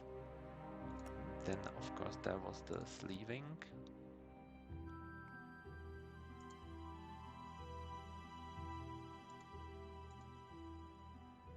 All the Kickstarter sleeves. Alpha player, which I was always using. You can choose for every deck which one you like. Hex Invitational qualifier top 64 in 2015. I was quite proud of this one.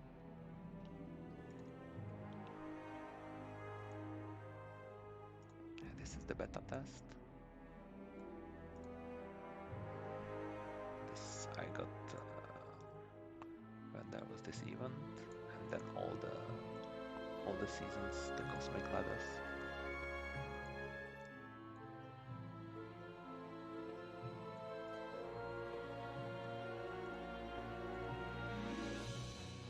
Yeah, later on I was getting even two, just to have them both. And those animated Clash sleeve. The first Clash sleeve, really nice hero fall. Same as the card. Cool.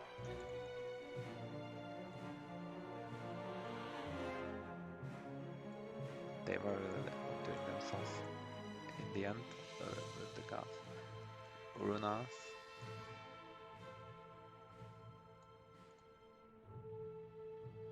And this Kismet drafts. Just so good sleeves as a reward. Yeah, Phoenix. It's super nice.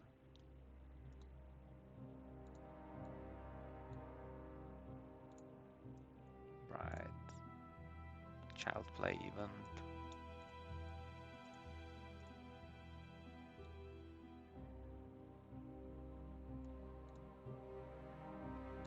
Fox, Wheels of Fate.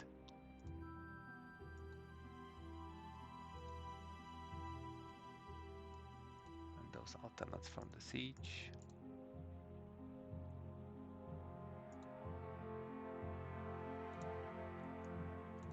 And this is basically where I stopped playing. So it's the last Cosmic I have, I think. 2018. And then this one I still played for the... And this one is gold only. And I didn't even like it. And 5 anniversaries.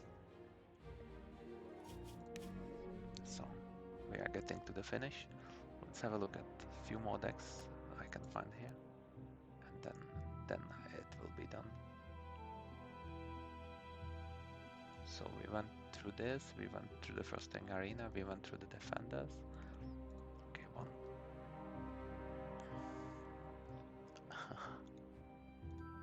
Yes, this was fun.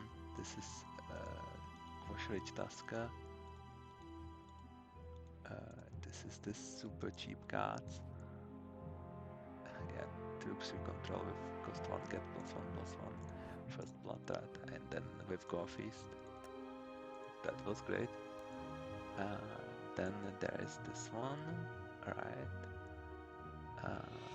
This one. We talked about this one. This is the one with the quashes.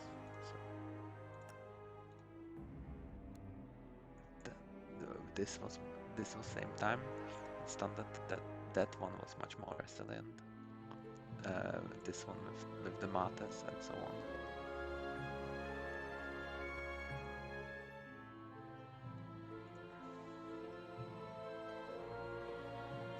Here squashes Soul of Battle, Anarchists, so it's with Scans, so it's again some kind of fast variant, but it's so vulnerable to board wipe that it was an issue. Bombos we talked about Empress Control, right, it's Empress of Ice. I was playing this Doppelgangers.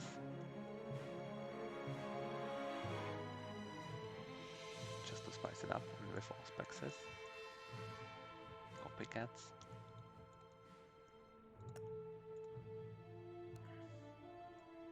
Not the usual.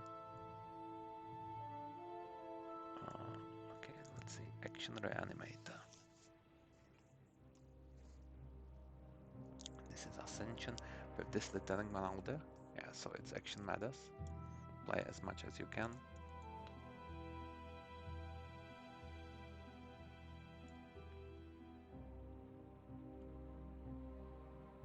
And Prat of Zakir is transforming you into a dragon.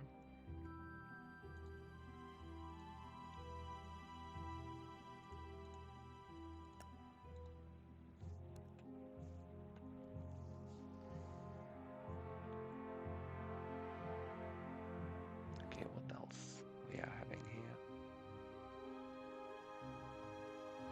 We are getting to the finish.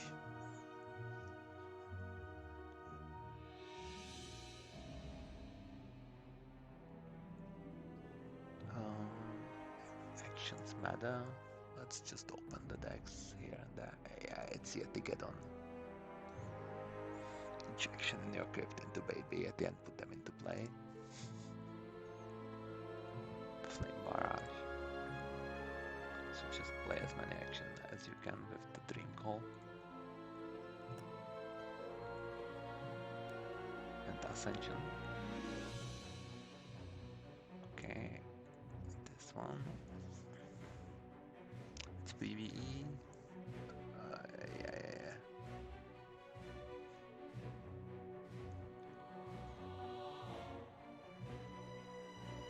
It's the Alchemy Lab.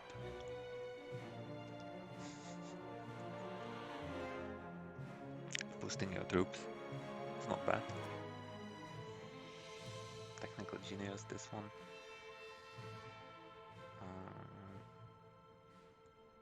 this one with... Oh yeah, it was the Dance Macabre. This is great. This was great as well. It was the Prepare for War combo, right? I will unlock this one.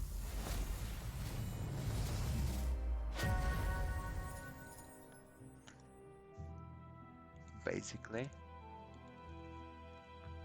this exhausts your troops and gives them +1/+1. So you wanted to exhaust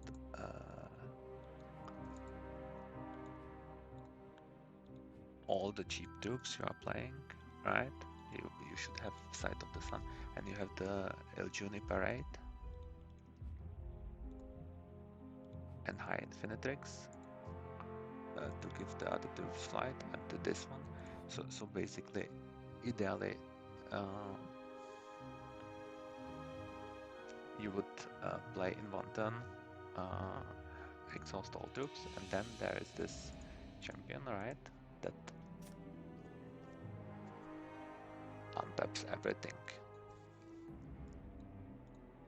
Right, each troop you control, right? So you had this in play, you exhausted, let's say, 6 troops in play, all of them got +6/+6, and then you just attacked again, and then you could bring them back as phantoms if someone extinction them or something like this. That was quite great. All specs. This is not great. Auction of Death is great. Right. Silent Auctioneer.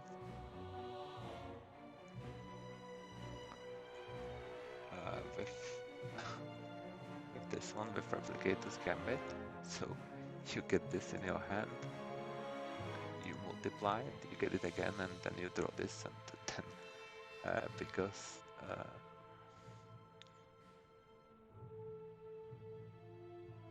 you mill equal to discarded cards cost, you mill everything.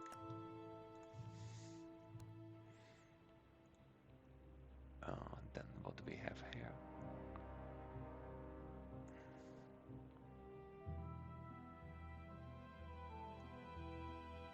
All specs we discussed. Awaken. Yeah, this is just Awaken a Stone. Some try on this one, never worked.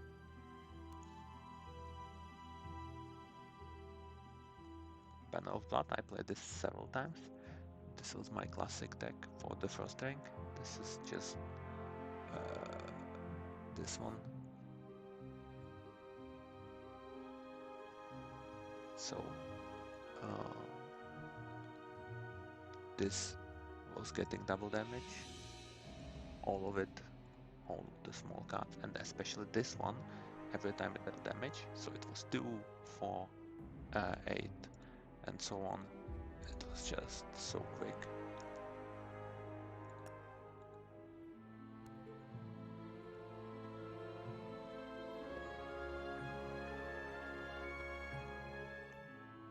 Yeah, this will be Ascendance from the Ashes.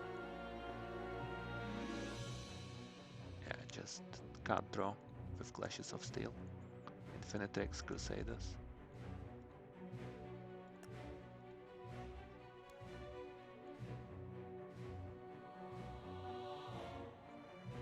This is the Valor deck.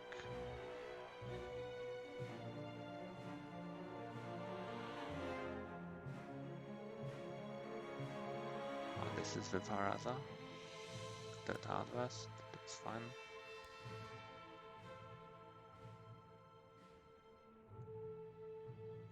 And this is Cassandra.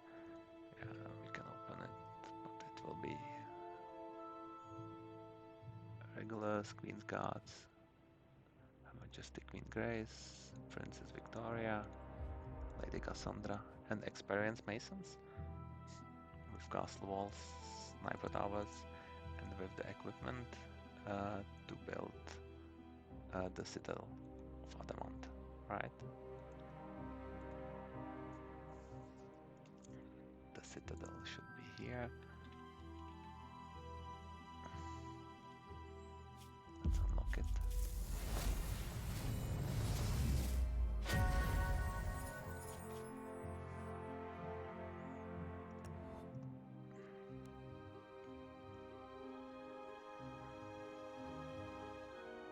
charge ahead. Yeah, this is Arcane elected deck. Again, some variant Storm Clouds, Reactor Bots, Arena Regulars.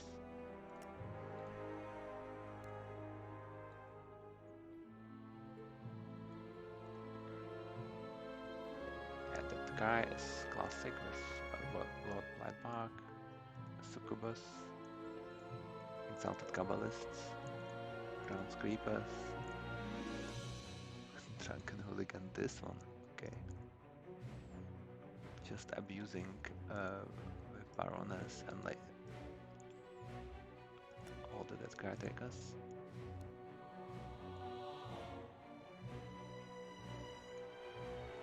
Death Seeker combo.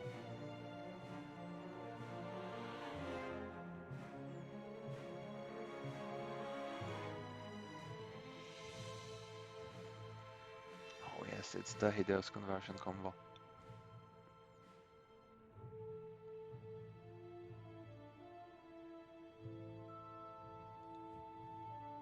Where you basically get infinite Death Seekers. And then you sacrifice them to this. By the way, Scrounge, they used in Magic. Alright.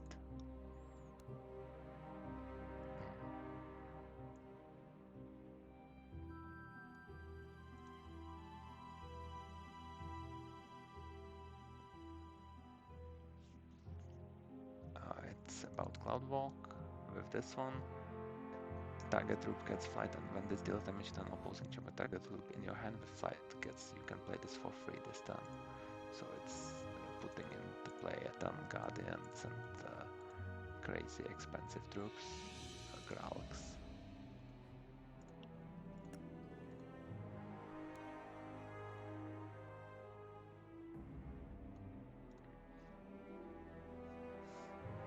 Yeah, this is another variant of the ready for prepare for war. This time with Prince Zakas, which is giving this another twist.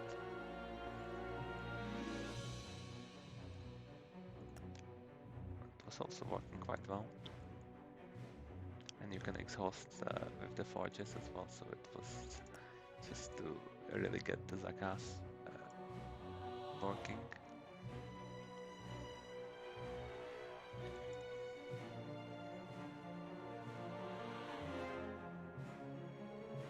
This is classic ramp for PvE with dinosaurs.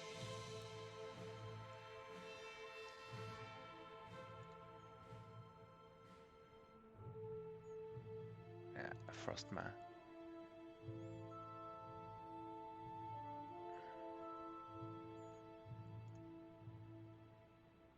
This was basically, let's bring in Frostmare to the opponent and Storm Sprites. Yeah. And then he would not be able to play. You discard the Frostmare, you get it in play with this. He's not able to play anything. As backup you have Storm Clouds, right? So, and you get charges like crazy. Tunnel ramp, you can imagine. This is the classic Angel of Foresight deck with this equipment that is basically going infinite. Fun to play, it takes too long.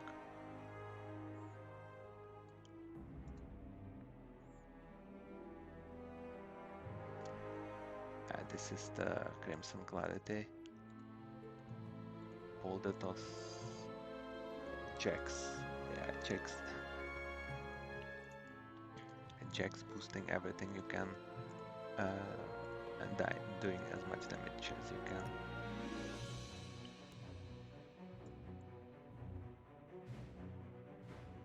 By the way, the equipment for checks is important, right? He deals triple damage.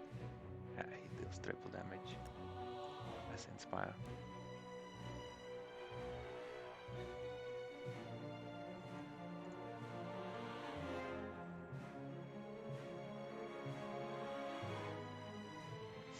Health gain.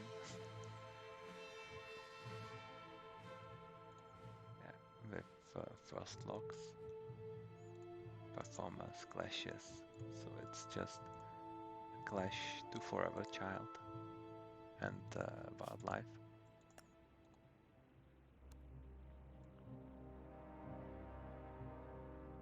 That's good deck. That was good deck as well. Could go in standard.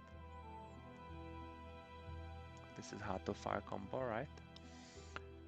Basically, you get this into play, and then you try to damage your opponent to hell. Kill him with burn to the ground. And this is PvE variant, right? Because in PvE, no, it doesn't have equipment. But in PvE, this was the first deck I farmed first in Arena, a huge time. Yeah, look at Majestic. Mind Games is great. Necrophets, it's built around Cartomancer, right? Choose one at random, gain 20 health, one random tube with cost 5 for more, deal that 10 damage to opponent, draw 3 cards. You can multiply it, and then it's not so hard to get there. And then you have this one, equipment, getting you thresholds, Elixir getting you thresholds, this being cheaper for each, so almost for free.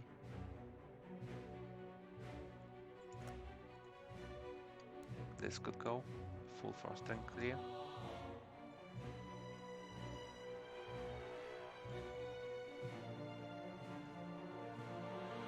This is the classical Eternal Relic Earth Mother ramp to Brosibak.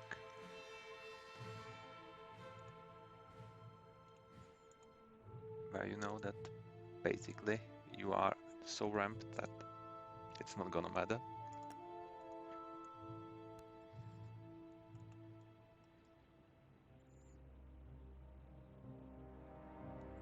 This one I farmed a huge amount of times with. It's built around this card, Optimatron. Let's unlock it actually as well. It's 50-50, right? But you can see that it has -1 and -1 for each card in your opponent's deck. This gives it Crush. So this is the crazy card that you need. And when you draw this, bury top 5 cards. So it's just a ramp to this guy. It has Reggie. Reggie is great as well. It has Reggie equipment as well, giving him speed and making him basically your opponent loses the game when he draws him, right? This puts this makes him draw even more cards, and also when he mills him, he gets when original enters your hand or crypt, reveal him. So basically it's a double-edged sword. You mill him, you make him draw cards, which makes this stronger, and this is alternative Wincon, and this one with Soul of Battle kills your opponent. If not, you can use the Phoenixes.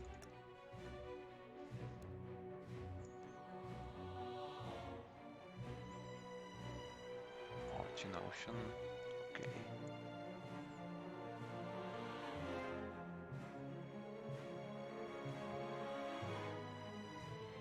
Yeah, it's the bug Daydream.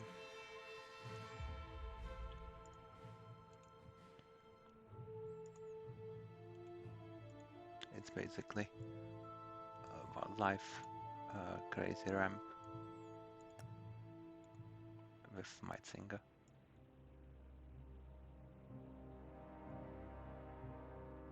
Prepare for war. Yeah, ramp to daughter will be great. easy. Trump deck with Daughter of the Stars, with Fortune Oceans, with Glories as control card.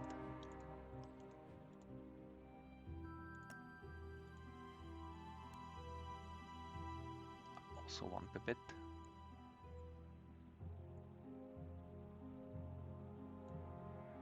Come to the sky, I don't want to know. It's PB, okay.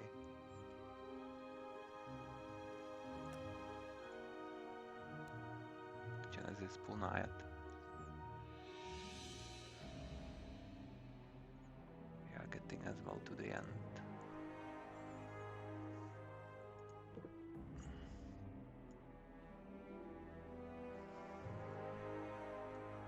Reginald's Revenge. Yeah, it's alternative of that one with Bug Hunters. Just creating more edges and tutoring them.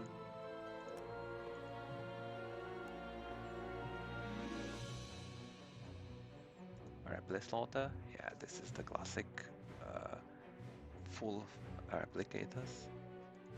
Full slaughter gear. Double equipped.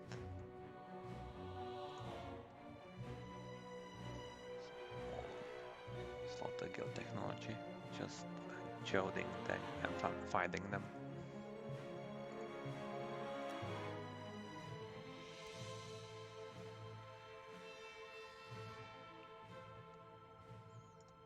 A Ruby Ramp, okay.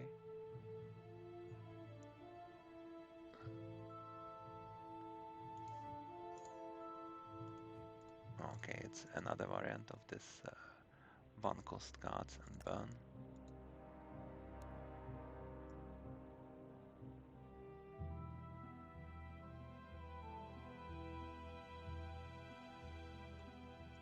Scribe Beatdown. Oh, it's Scribe of the Flightman, okay.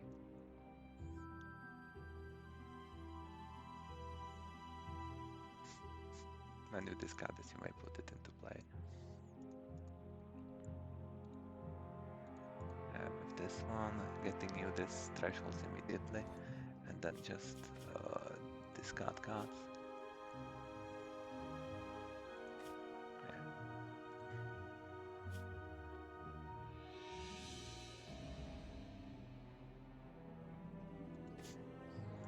With Briny Ray, enabling the discard. Okay.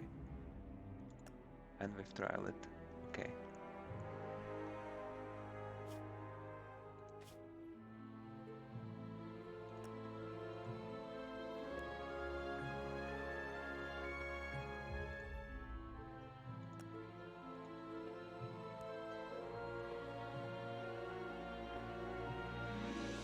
Sockets.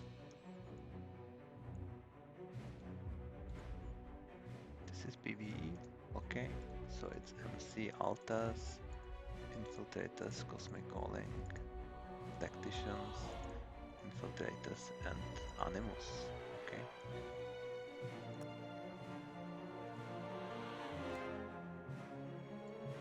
With returning cards to your hand.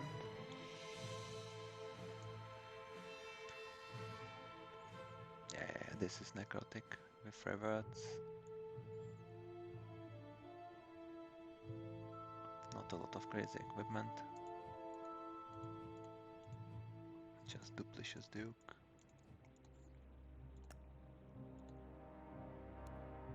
Falconers with Duplicious Duke were really good.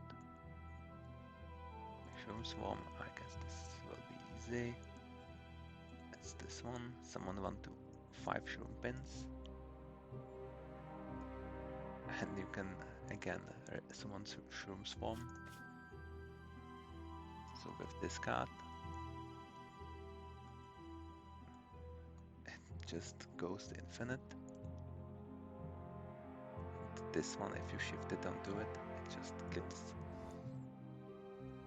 I was playing this many times as well, if I remember. And then there is this Professor Sash, right? This also summons Shroomkins.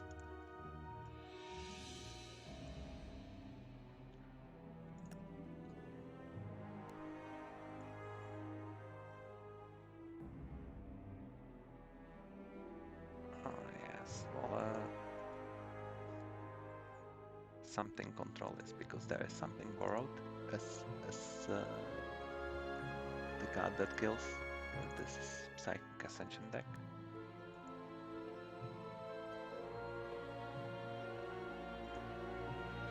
Somewhere over the rainbow.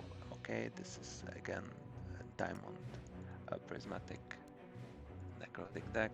Okay, that's nothing new.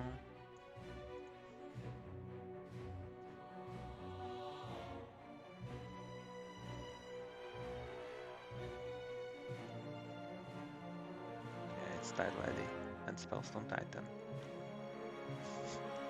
Just yeah, just going crazy with this one.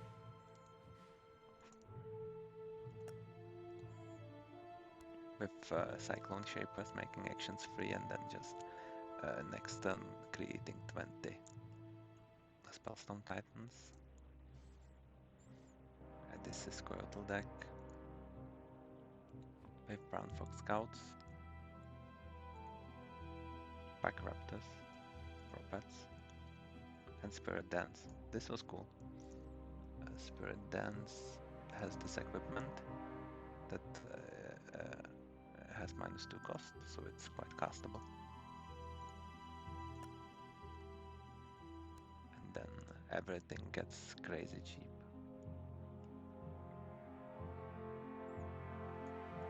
Yeah, here is the turtle.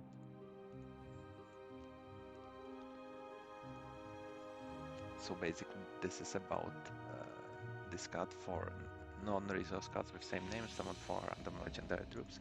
So this is about putting Bolas into your hand and then attacking with the turtle.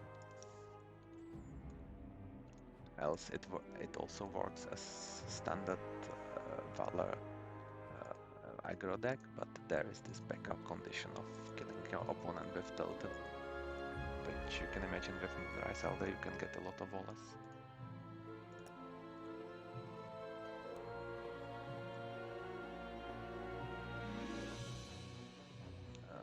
This is Madness, okay. Mad Progenetist, okay, sure.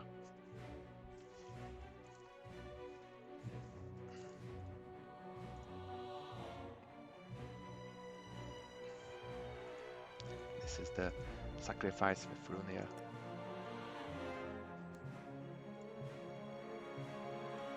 Time back. It was a try to get into play the time back. It's never worked.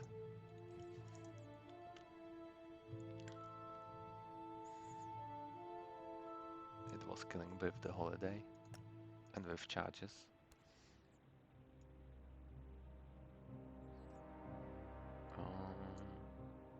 Let's see what else is here. Dark Spire deck with a Monsoon. Oh, that's also nice. This one was cool. Giving all Shinhai +1/+1. And with this guy, you could have a lot of Shinhai.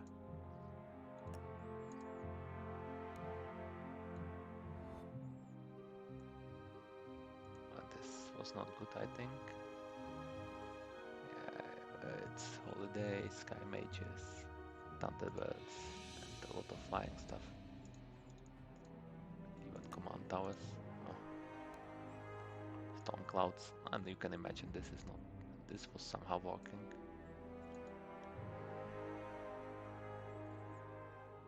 Transform.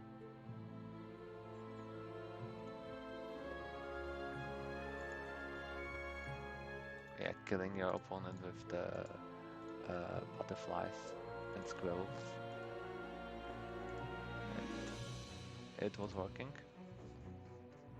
And then you could escalate it with the swim.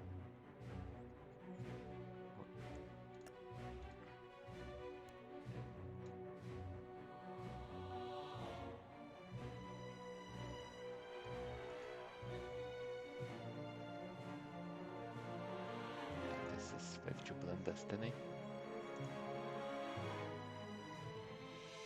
But similar deck. PvE.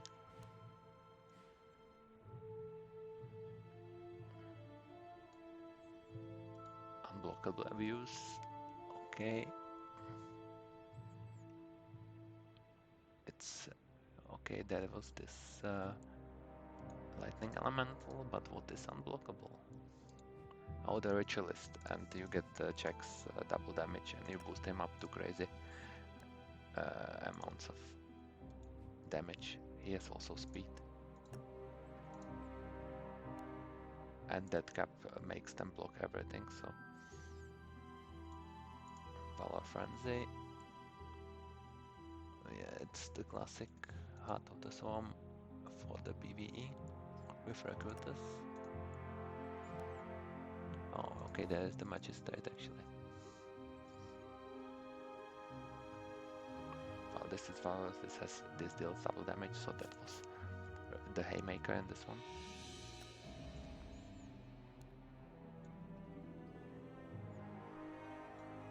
Oh, Vampire guys, okay, that's cool as well. This is all the vampires with this stealing their cards.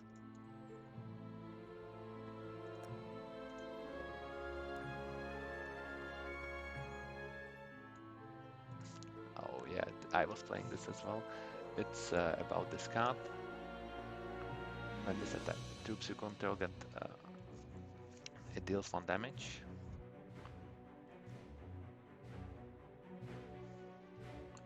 At random, then 2 damage. So this has a lot of small creatures that just wait until you can use this one.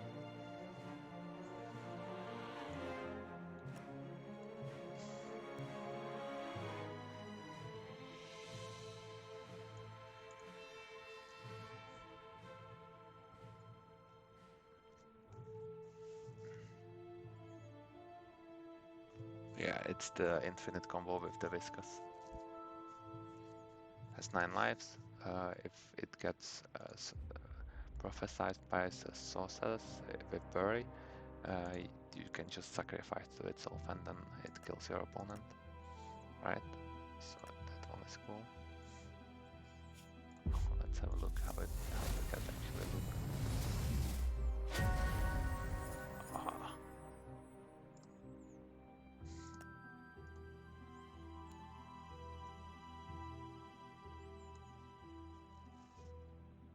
Yeah, Brat of Zakir. It's just Zakir with Zakir.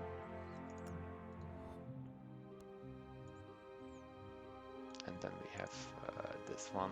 This is the first one of the first decks I have built with for the Shards of Fate and Shed to Destiny, I think, with the Gore Master combo.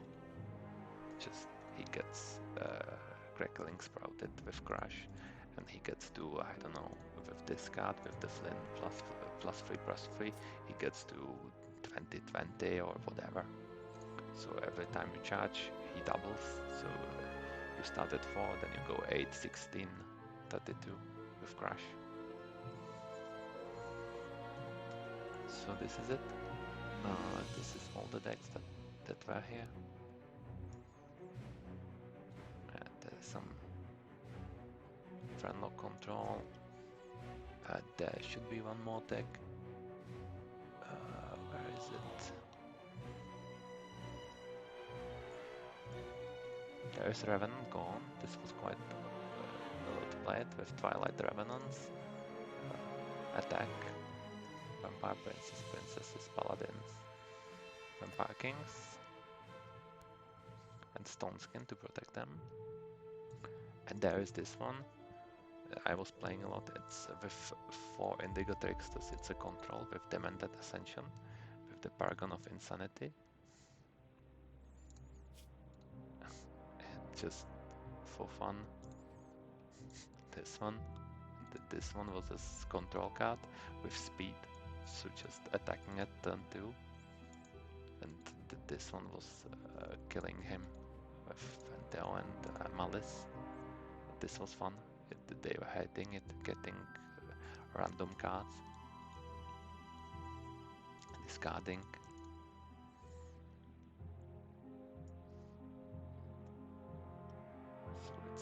huge amount of cards. 49,000 cards.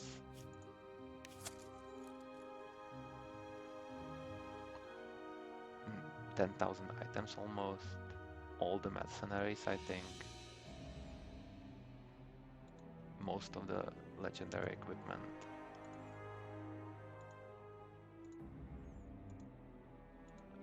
It had to take so much time to go through all of this. I can hardly imagine. And create all the imagination into this so you can have fun in PB. Well, as well as all the champions, right? So there is so many. 120 champions, each with different lives and abilities. Making every standard unlimited completely different. Oh well. Let's have a look if the siege progressed in any way. No, still the same. Okay guys. Leveling to 100 complete. I think we can. Story is not working. Nobody is playing. I think we can close this down with nice memories. So I hope you enjoyed as well. I'm off. Hex was great. Hopefully there will be something like this again.